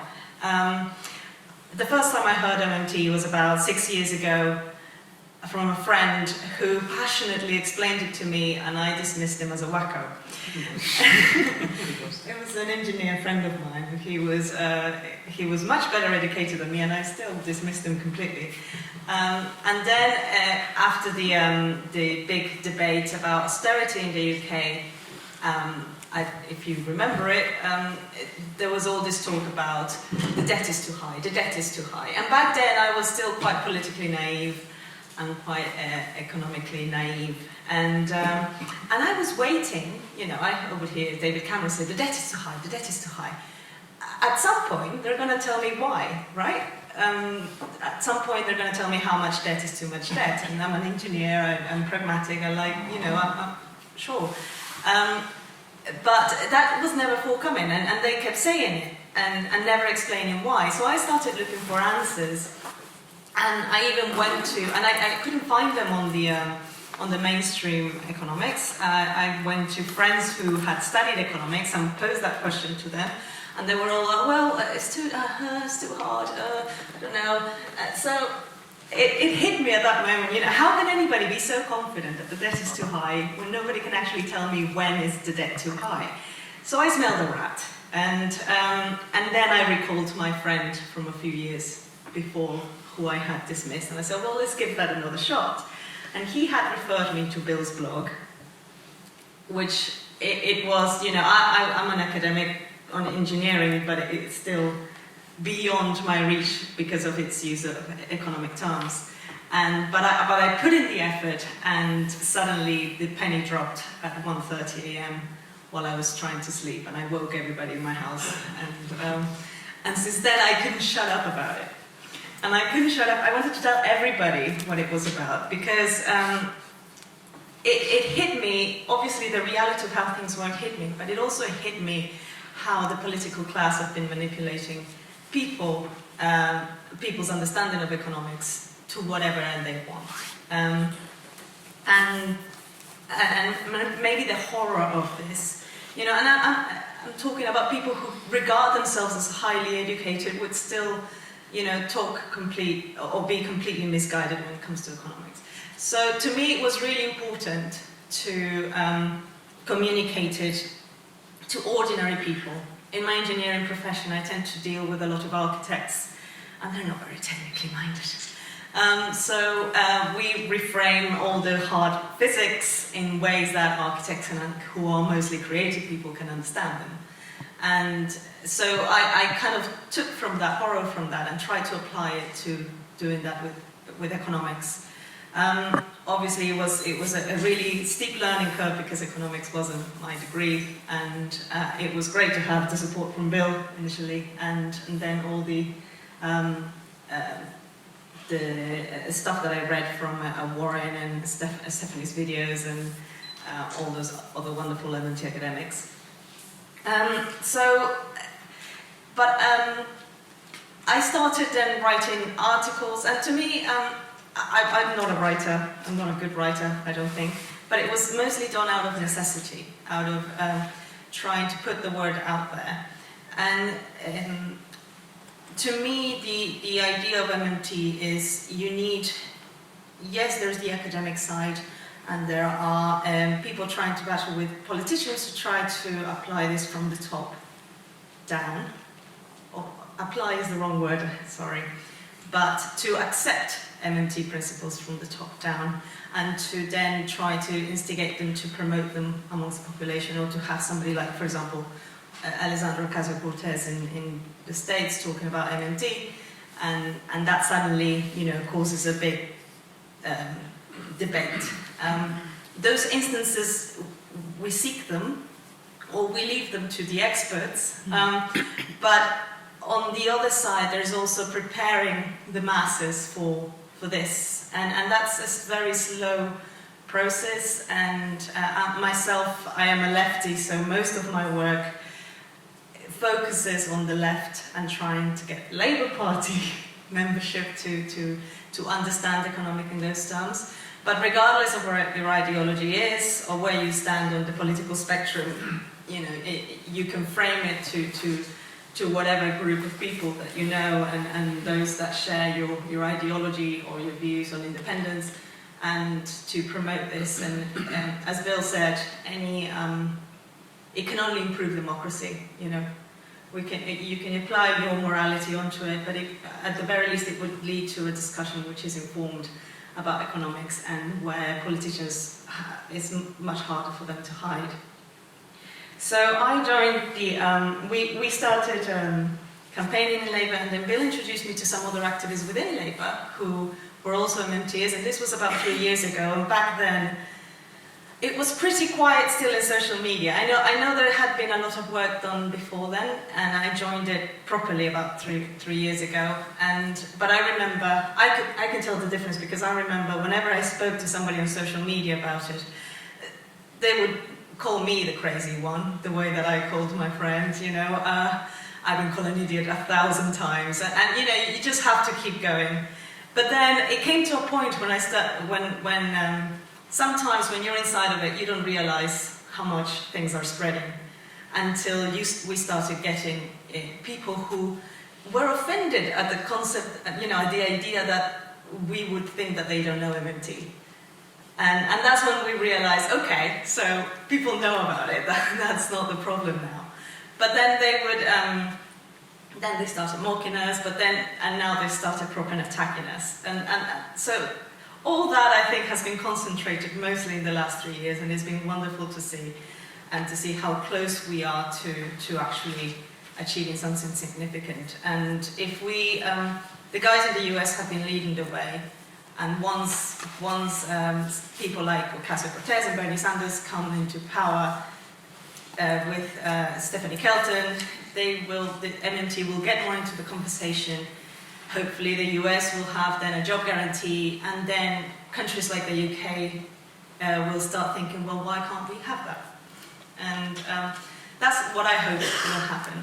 But there is much work to do in terms of promoting education of the masses in lay terms. So the Gower initiative came out of that idea. It was initially formed by 5 women, including myself. I moved out of it because then I started an MMT podcast with my co-host Christian, who's sitting right there. I don't know if you've heard it, but it's brilliant. And I'm really lucky that I've surrounded myself with all these talented people who also have the same mission in mind, which is communicating MMT to ordinary people in lay people's terms. And that involves telling them how understanding this will change their lives. So I would encourage everybody to continue learning MMT, but to also start talking about it with people that you know, and don't feel too self-conscious about getting things wrong. This is something that is, we always talk between MMTs, and I'll tell you my position and why I think in this way. There are plenty of people out there on the internet who are renowned economists who say really silly things with complete confidence. And then MMTers who are lay people say something about MMT or frame it in a way that makes sense to them. And then these economists tell them off for not... Are you going to name names? No. Just spell them. Initials, starting with S. Yeah. Joe Mitchell comes in. But they then kind of scold MMT activists, not even academics, because telling them off, how dare you, frame things that doesn't make complete academic sense, as if. And what I'm thinking is, mate, you're not the audience. They need to talk to people, and they know better. To be honest, they know better than you how to communicate with them. And yes, there will be errors made along the way, and these things get ironed. You learn by teaching sometimes. But the point is that part of the educating of the masses is also giving them confidence to talk about it. And if we're going to be really protective about economics and be really anal about, what terms you use and getting the terminology right so that it would look good in an economics test, it doesn't really make sense to me. But at the same time, as long as alongside it, there's continued support from academics and the activists for the most part want to continue perfecting their message, and I've seen that progress over the last 3 years with many, and it's great. And I see a lot of more people joining, people telling me that they started 6 months ago and they're quite fluent, and it's great. And now what happens often is I go to a political meeting unrelated to MMT, but economics related, and there will always be somebody in the audience raising a question about MMT. And then when they ask that question, then the speaker has to answer and talk about MMT. And then suddenly everybody's like, what's this about? And that's how you, little by little, make progress. And sometimes it's felt despairing, and sometimes I feel like we're not making any progress at all. And then it's obvious it is. And so however little, use whatever skill you have. If you're a good writer, write. Everybody has a blog now. If you are good at making videos, there is plenty of need for that kind of skill. If you're good at speaking, speak to in your local political groups if you have it. Every opportunity that you can, and by all means, join in and connect with MMT Scotland and Gower Initiative. Thanks.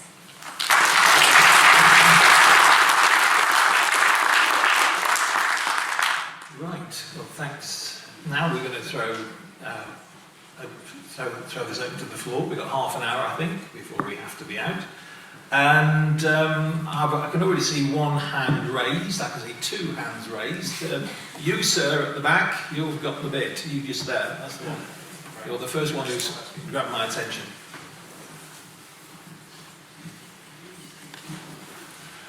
So, as a country that very, very strongly voted against leaving the EU, seems unlikely that we're going to persuade people of Scotland to leave the EU at the same time as we're trying to persuade them to leave the UK. So given that, is there a sort of mitigating measure that you would recommend? There's so many options for a future EU relationship. We're likely to become independent out of the EU the way things are going, but the people are likely to insist on some sort of relationship, whether it's going back in the EU and not the Eurozone, whether it's EFTA, whether it's some other sort of relationship. What sort of ideal sort of middle ground would you guys recommend for a country that is, frankly, Europhile and will insist on going back in some regard? And Just the one question. Okay. So the guy in front of you gets the next one. Warren, you want to take that or go? Can I just be a little bit cheeky and say, Warren, when you talk about parallel currencies in the past, you've often said, with regards to Eurozone countries, that that's Plan B running the, right. And Plan B is there to get Plan A as leverage, as a bargaining chip. Do you know what I mean? Yes. And I thought that could play into answering this gentleman's question. Sorry. Okay. Good job. Can I sit down? Okay, so the US states have the same problem, and Italy has the same problem. Right now, there are 3 MMT activists in Italy that started off, like any of you might have started off 2 or 3 years ago, and now each one is an economic advisor to the 3 left-wing parties there. So we've made some enormous progress. And so I'll tell you the advice I gave them. What they need to do is when they propose things, they can't propose anything for the benefit of Italy. It has to be for the benefit of the entire European Union, and then it has to be something that the European Parliament might look at to benefit everyone. Otherwise, they're not even going to get through the phone call. They don't care about doing anything to specifically benefit any one country. And Scotland's going to have the same thing as of right now. If you want to do something to benefit your region, you want to call, London to, where's the capital? London to argue about it. Forget it. You're not going to get anywhere. But if you've got a strong proposal from your region and you get other regions with you that are going to benefit everybody, you've got a better chance. When it becomes obvious that the entire UK needs this, then you've got a better chance. So I've advised that. So part of what you're talking about, Plan A, is you've got to push for what the UK can do to make it right for everyone, which is exactly what Bill talked about. And it means if you think there's 5% slack in the economy, which there certainly is, increase the fiscal balance, the budget deficit by 5%. If it's at 3% now, go to 8%. And do it through either tax cuts or spending increases, depending on your politics, and then see what happens. All right? And so you can't say, okay, Scotland needs more deficit spending. You have to say the whole UK needs it. This is going to benefit everyone. If they don't do that, if they're refused, as Bill said, you have no chance. Okay, now you have to go back to starting your own currency, which is a Plan B. All right? So, and for Italy, I said having a credible Plan B on how to start a new currency, the new lira, which is the same plan as for the kilt, and having everyone know it's a credible plan gives them leverage. Unfortunately, you're not in a position to get that kind of leverage just by having a Plan B, because you can't make it credible. It's not credible to anybody in London that Scotland would go for your Plan B and leave. It's a lot more credible that maybe Italy or Greece would, but not Scotland. And so it's a very difficult situation. It's the same as if you're, in the state of Louisiana and you've got an issue and you need something. You've got to somehow show that it's good for the entire United States and then get that policy implemented, and then you benefit along with everybody else.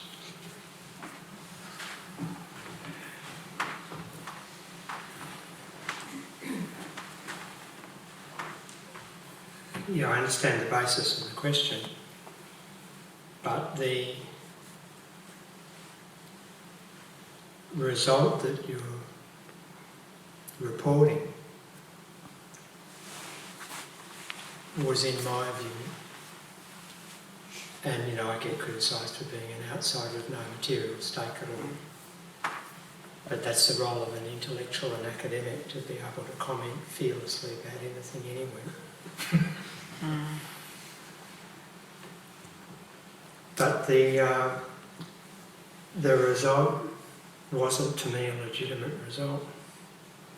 It's the same. It's the same as the average person. If we go out there now, we won't, because it's bloody freezing. But and it's breakfast time. If we went out there and did a little poll on economics,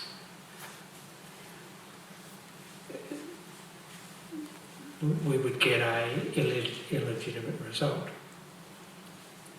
I gave a talk last Wednesday night to a climate action group in Australia, and we had they wanted me to talk about MMT in relation to Green New Deal. And these are all really committed left activists. It's not a pretender among them. And so I had a little quiz, 3 questions at the start, and I didn't embarrass anyone. They were able to retain the question answers to themselves. And then we had a little film, and then I had a talk. I did some role playing with them, with government and non-government sector. And we then obviously we disclosed that everyone failed the quiz. But by the end of the night, everyone would walk out of that room passing the quiz. And so the point I'm making is that this is an education issue. I really hate this social democratic propensity of taking this sort of easy way out because there's some real politic out there you've got to satisfy. That's what's led us into this. That's what Blairism was about. That's why social democratic parties all around the world are in decay. And that's why the right-wing parties are all all on the rise because they're voicing the concerns of people and providing them with articulations of their tensions and their anxieties. And what are the Social Democratic parties saying? We'll reform the Eurozone. We'll reform the EU. We'll run fairer fiscal austerity and all the rest of the crap. And so the reason, my view is that you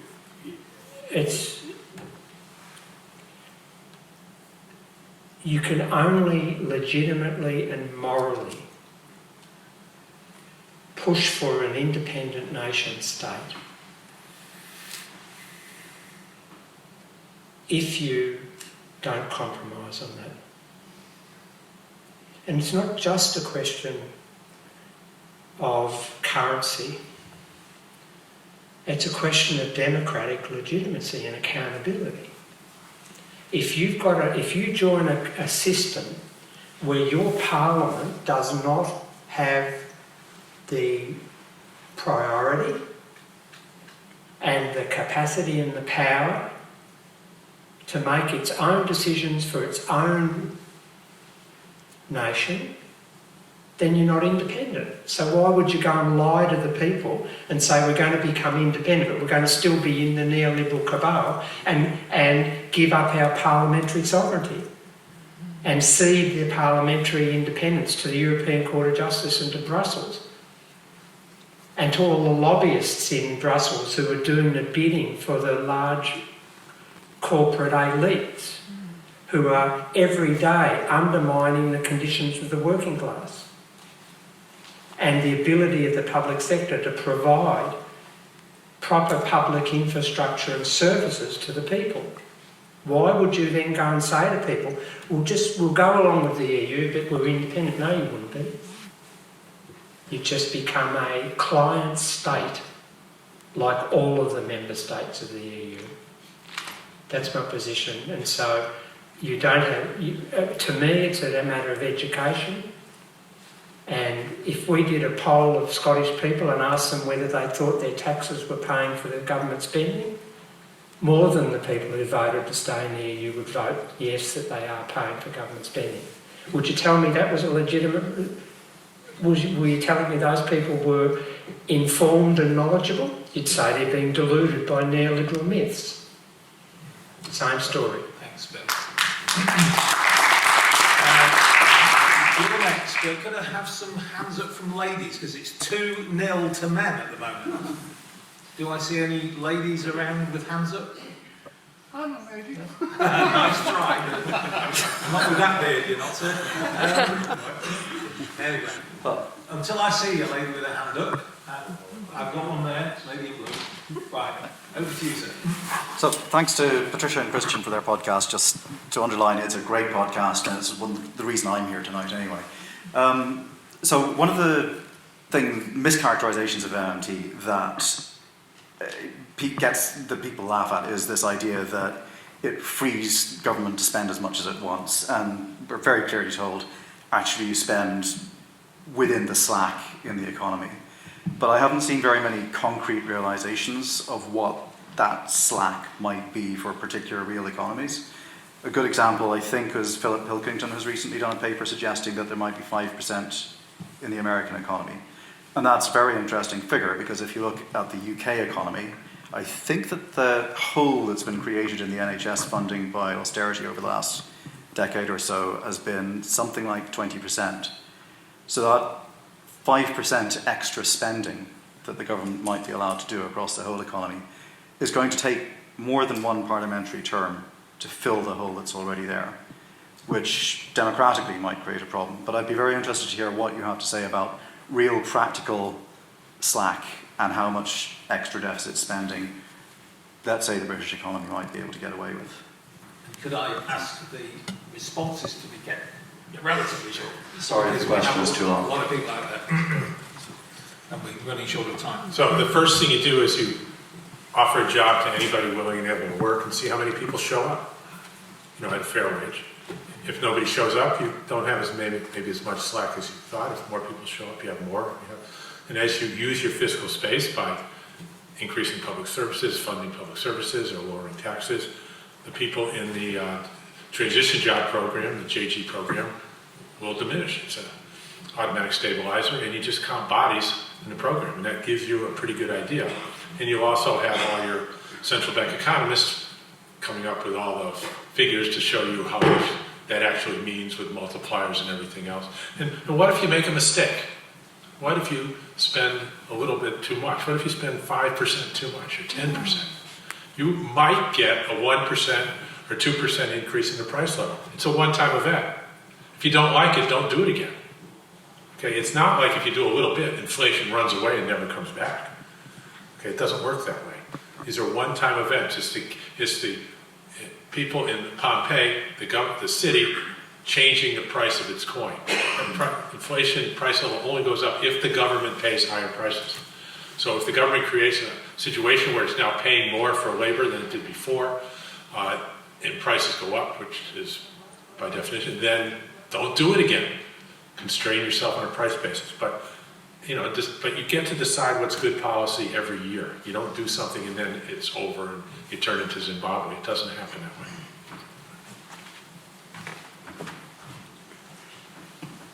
I'm not going to stand up. It takes time. And I've just missed a night's sleep. Look, I gave some inkling of how the sort of framework that you use to start thinking about those questions.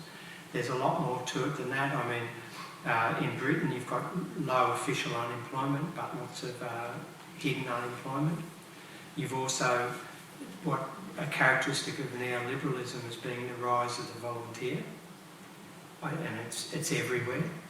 And the neoliberals hold, our federal government holds volunteering out as the sort of virtue of communities all working together, whereas all they're doing is replacing paid jobs with free jobs. So there's slack there.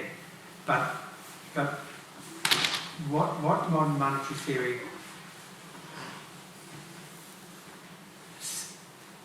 it's correct to say that the role of fiscal policy is to take up the slack. But it's not correct to say that MMT knows how to. There's various ways in the degree of slack that might be there is a political choice. And what I mean by that is that for me personally, I think there's so much more slack than another person might think, because I think that I would renationalise and alter the mix of public and private towards public. And so conceptually there's much more scope for public activity, which means that then we have to create more unemployment in the non-government sector through Efficiencies. various means. So, but the starting point is you look at the balances and you see that's the starting point.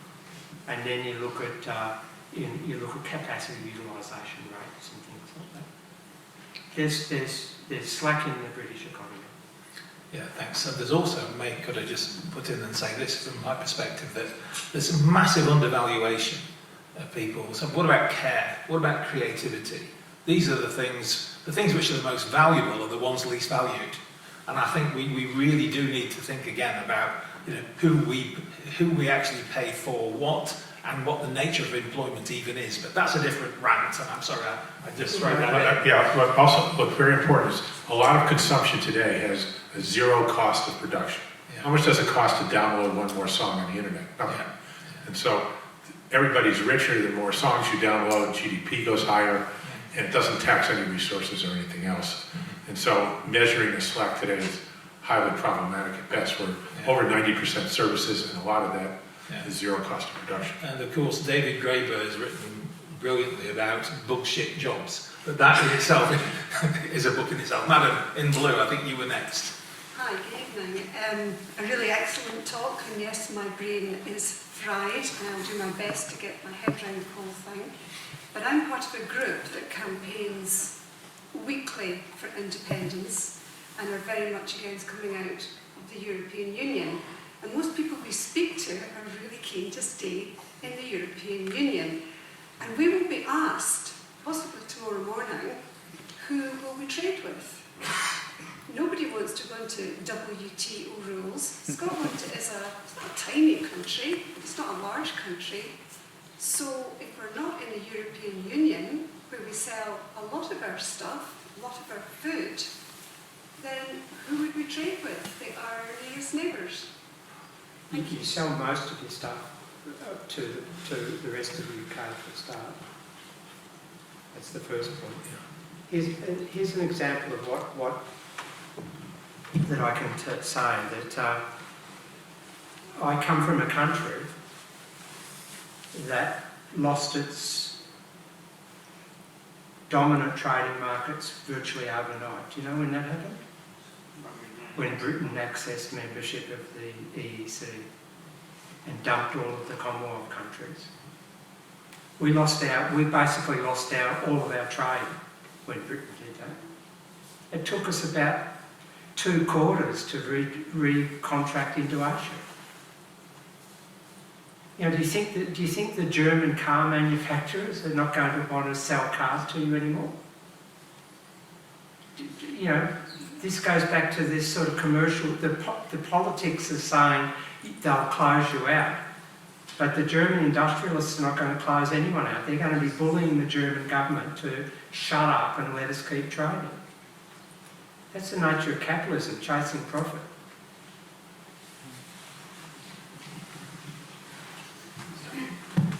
Go ahead.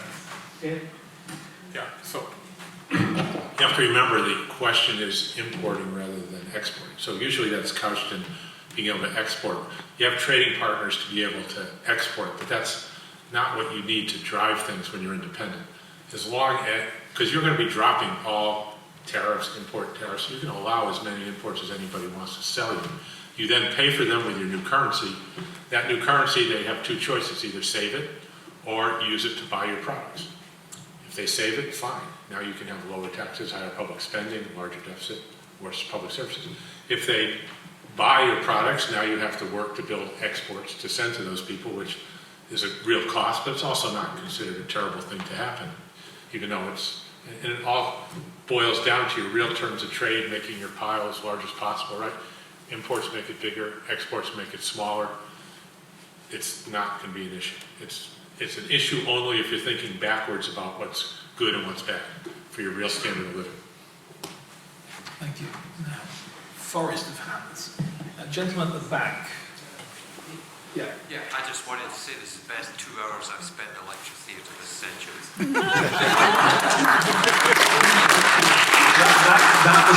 that is quick. Thank you. Gentleman there with moustache and the microphone. Possession being 9/10 of the law. I want to ask a question about the job guarantee. I'm newish to MMT. But the job guarantee idea seems to me to be, if not spurious, highly misleading. We've had job schemes in the past, 30, 40, 50 years ago. The jobs that are created in those schemes are essentially temporary. They are for people who've recently become unemployed or have not yet found employment.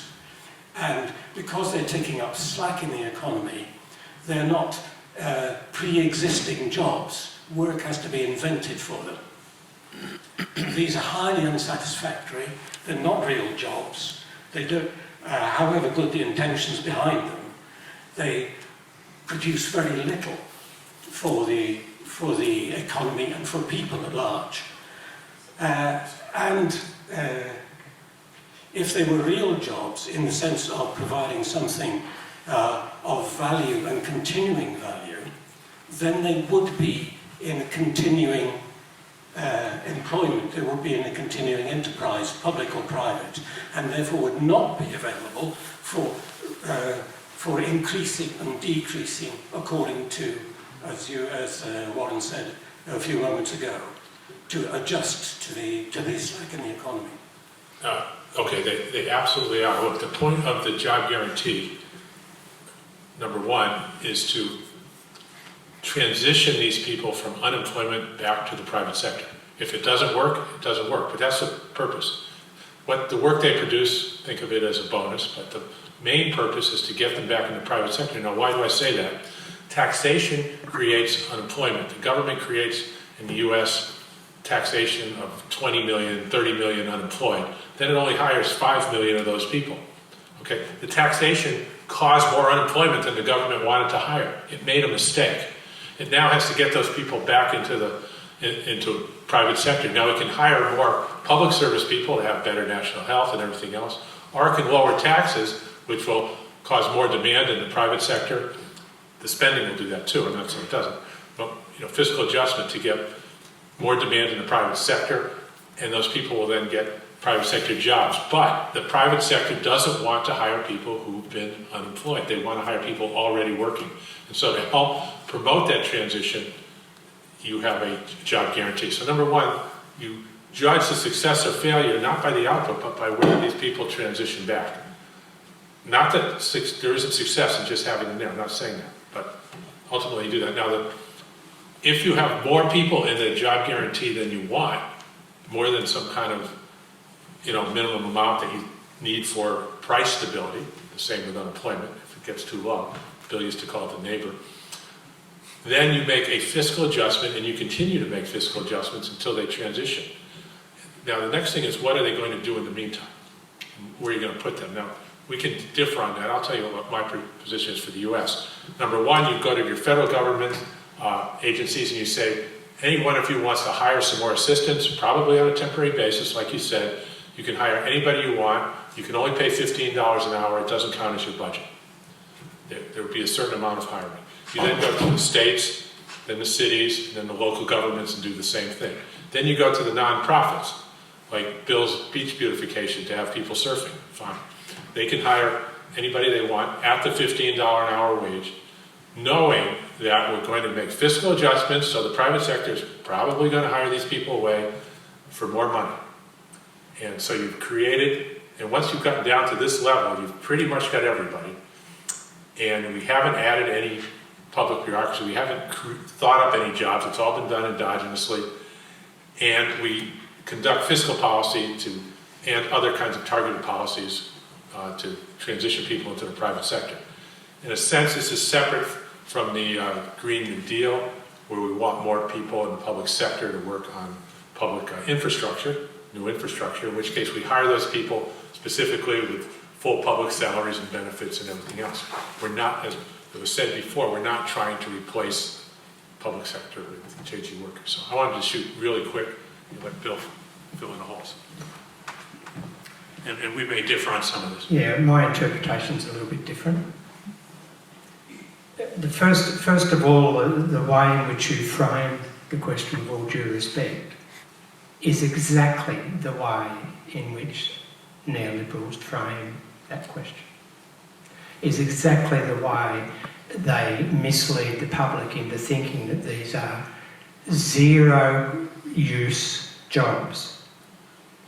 Now, I've never been able to work that out. What's real about a job working? What's the sort of Tesco? One of these cheap sort of. We've got Kmart. You've got Walmart. What's real about a person on a pitiful wage working in an oppressive non-union environment for a private employer selling pieces of plastic that have been imported from slave labour in China? What's real about that? Why do we say that's a real job, whereas a job in the public sector providing unmet community need is not a real job? First point. Second point. And there's many examples of this. In the 1930s, during the Great Depression, the Australian federal government brought in essentially a job guarantee. And the New Deal was exactly that. And Warren can give you examples of the Tennessee Valley and all those things. If any of you have been to Victoria, where I grew up, there's a road called the Great Ocean Road. It runs from Torquay along the southwest coast down to Apollo Bay. It was dug out of the side of the cliffs. It's the most beautiful scenic road, one of the most beautiful scenic roads in the world, down through the prime surf beaches, Bells Beach, right through to Lorne, Apollo Bay. It would have never been built by profit-seeking private sector. It provided the men in those days, because of the sociology, with deep dignity and income security for their families at a time when we were approaching 30% unemployment. But it's now a multi-billion dollar tourist resource.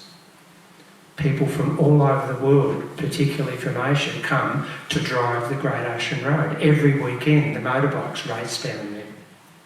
It generates massive commercial profits to tourist operators all the way along that road.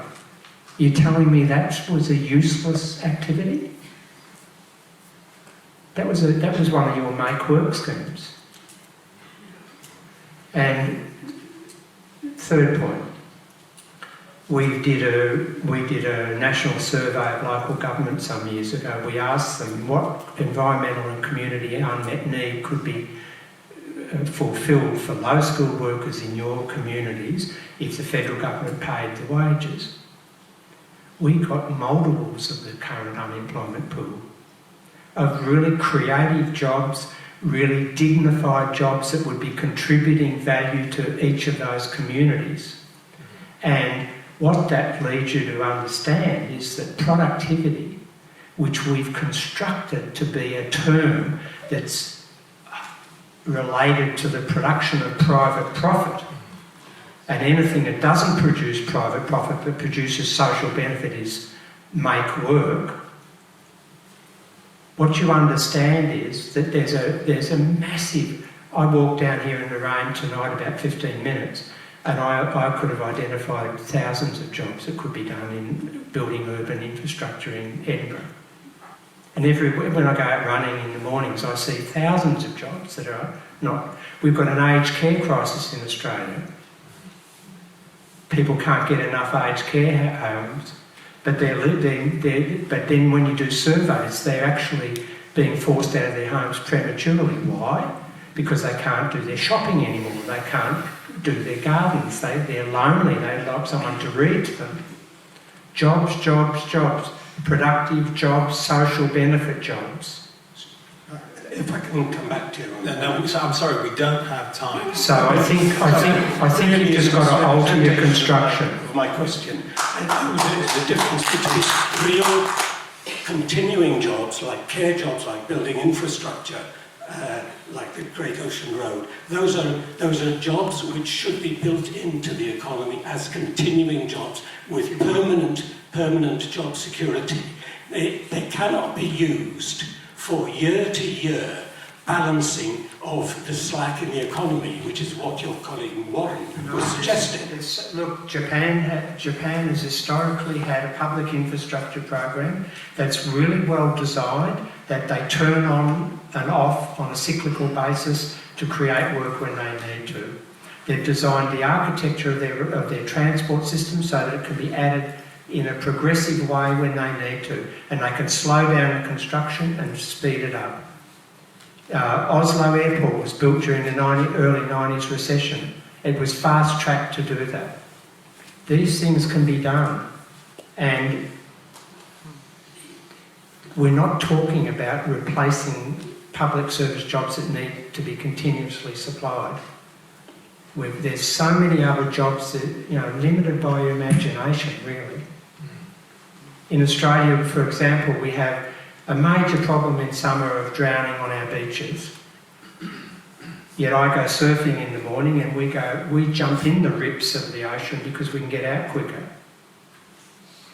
We understand water safety, so that's a job. Let people surf, and then during the day they train school children in water safety. No capitalist is going to pay someone to do that, but it delivers massive social benefits. Patricia wanted a quick word in response to that, I think. Yeah, to me it's just quite an important issue, this redefining of jobs and the job guarantee for the kind of, if you're a woman in particular, and this applies for minorities as well, but I tend to focus on that. What happens is that there's a lot of jobs that people do now that have great social value, and that women do a lot of jobs that have great social value but do not have, are not profitable to the private sector.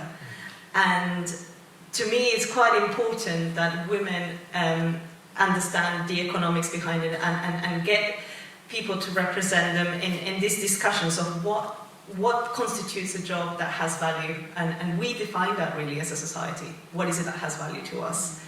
But it is important for them to, if women understood how shortchanged they are, how much they do so much work that they simply do not get paid for. I think neoliberalism saw them as cheap reserve labour to do the stuff that, you know, and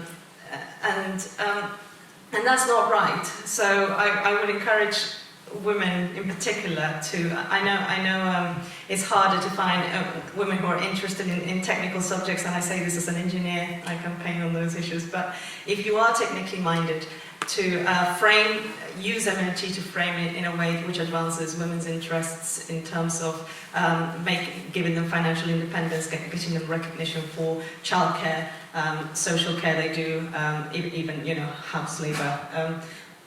Up to you, but that's what I wanted to say. Yeah, just one more point. Just one more point, and I didn't really articulate why Warren and I have slightly different emphasis, and that is that I'm quite happy for people to be permanently employed in the job guarantee. Now, in the full employment period in Australia, when unemployment rates were below 2%, up till about the mid-70s after the Second World War, you could always get a job in the public sector, for example, on the railways, by going down the goods yard in the morning, getting picked up, and then stowing goods vans. And they could employ 100 people, they could employ 20, depending, and it didn't matter how much work was being done, but though you had drunks, drug addicts, criminals, and episodic illness people, and everybody working in those jobs, but they could always get a job. When neoliberalism came along and brought in so-called national competition policy, those jobs disappeared because they had to be tendered out for profit. And the point I'm making is that we now have unemployment at 5% because those people that were really incapable of doing that work. And we had this idea that the unemployment falls evenly across skill bases. No, it doesn't. Unemployment disproportionately impacts upon people who are really unskilled and who have real struggle getting jobs in the profit-seeking markets, and worse so in recession. And the job guarantee can provide permanent work at socially acceptable minimum wages, which means that they're inclusive. You can go to the theatre on a socially inclusive minimum wage. It provides social wage benefits, superannuation or pensions, whatever you call them, sickness benefits, holiday pay. I don't see that there's anything indecent about that as an inclusive security framework for the most disadvantaged people in our societies who want to work. Thank you very much. I just want to say, I don't disagree with that. We just have different names for it. Okay. Right. Well, I think at this point I have to say please a hand to our speakers.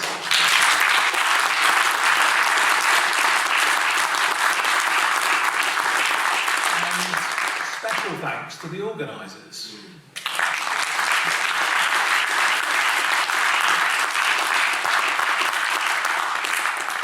I hope we've got a few converts in the audience. So were you all converted when you even arrived? We've had a healthy discussion along the way. It's not a religion, you don't get converted. You just become educated.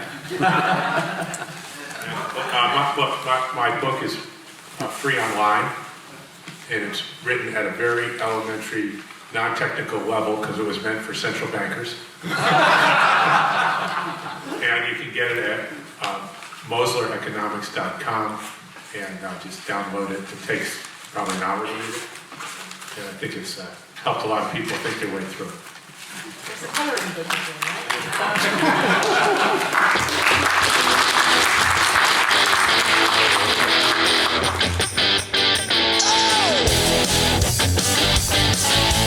That was the MMT Podcast with Patricia Pino and Christian Riley. You can get in touch with us on Twitter at MMT Podcast, or I'm at Christ Riley, spelled ChristReilly. And Patricia is at Patricia N. Pino, spelled PatriciaNPino. You can also email me at christriley@outlook.com. Thanks for listening, and we hope to hear from you.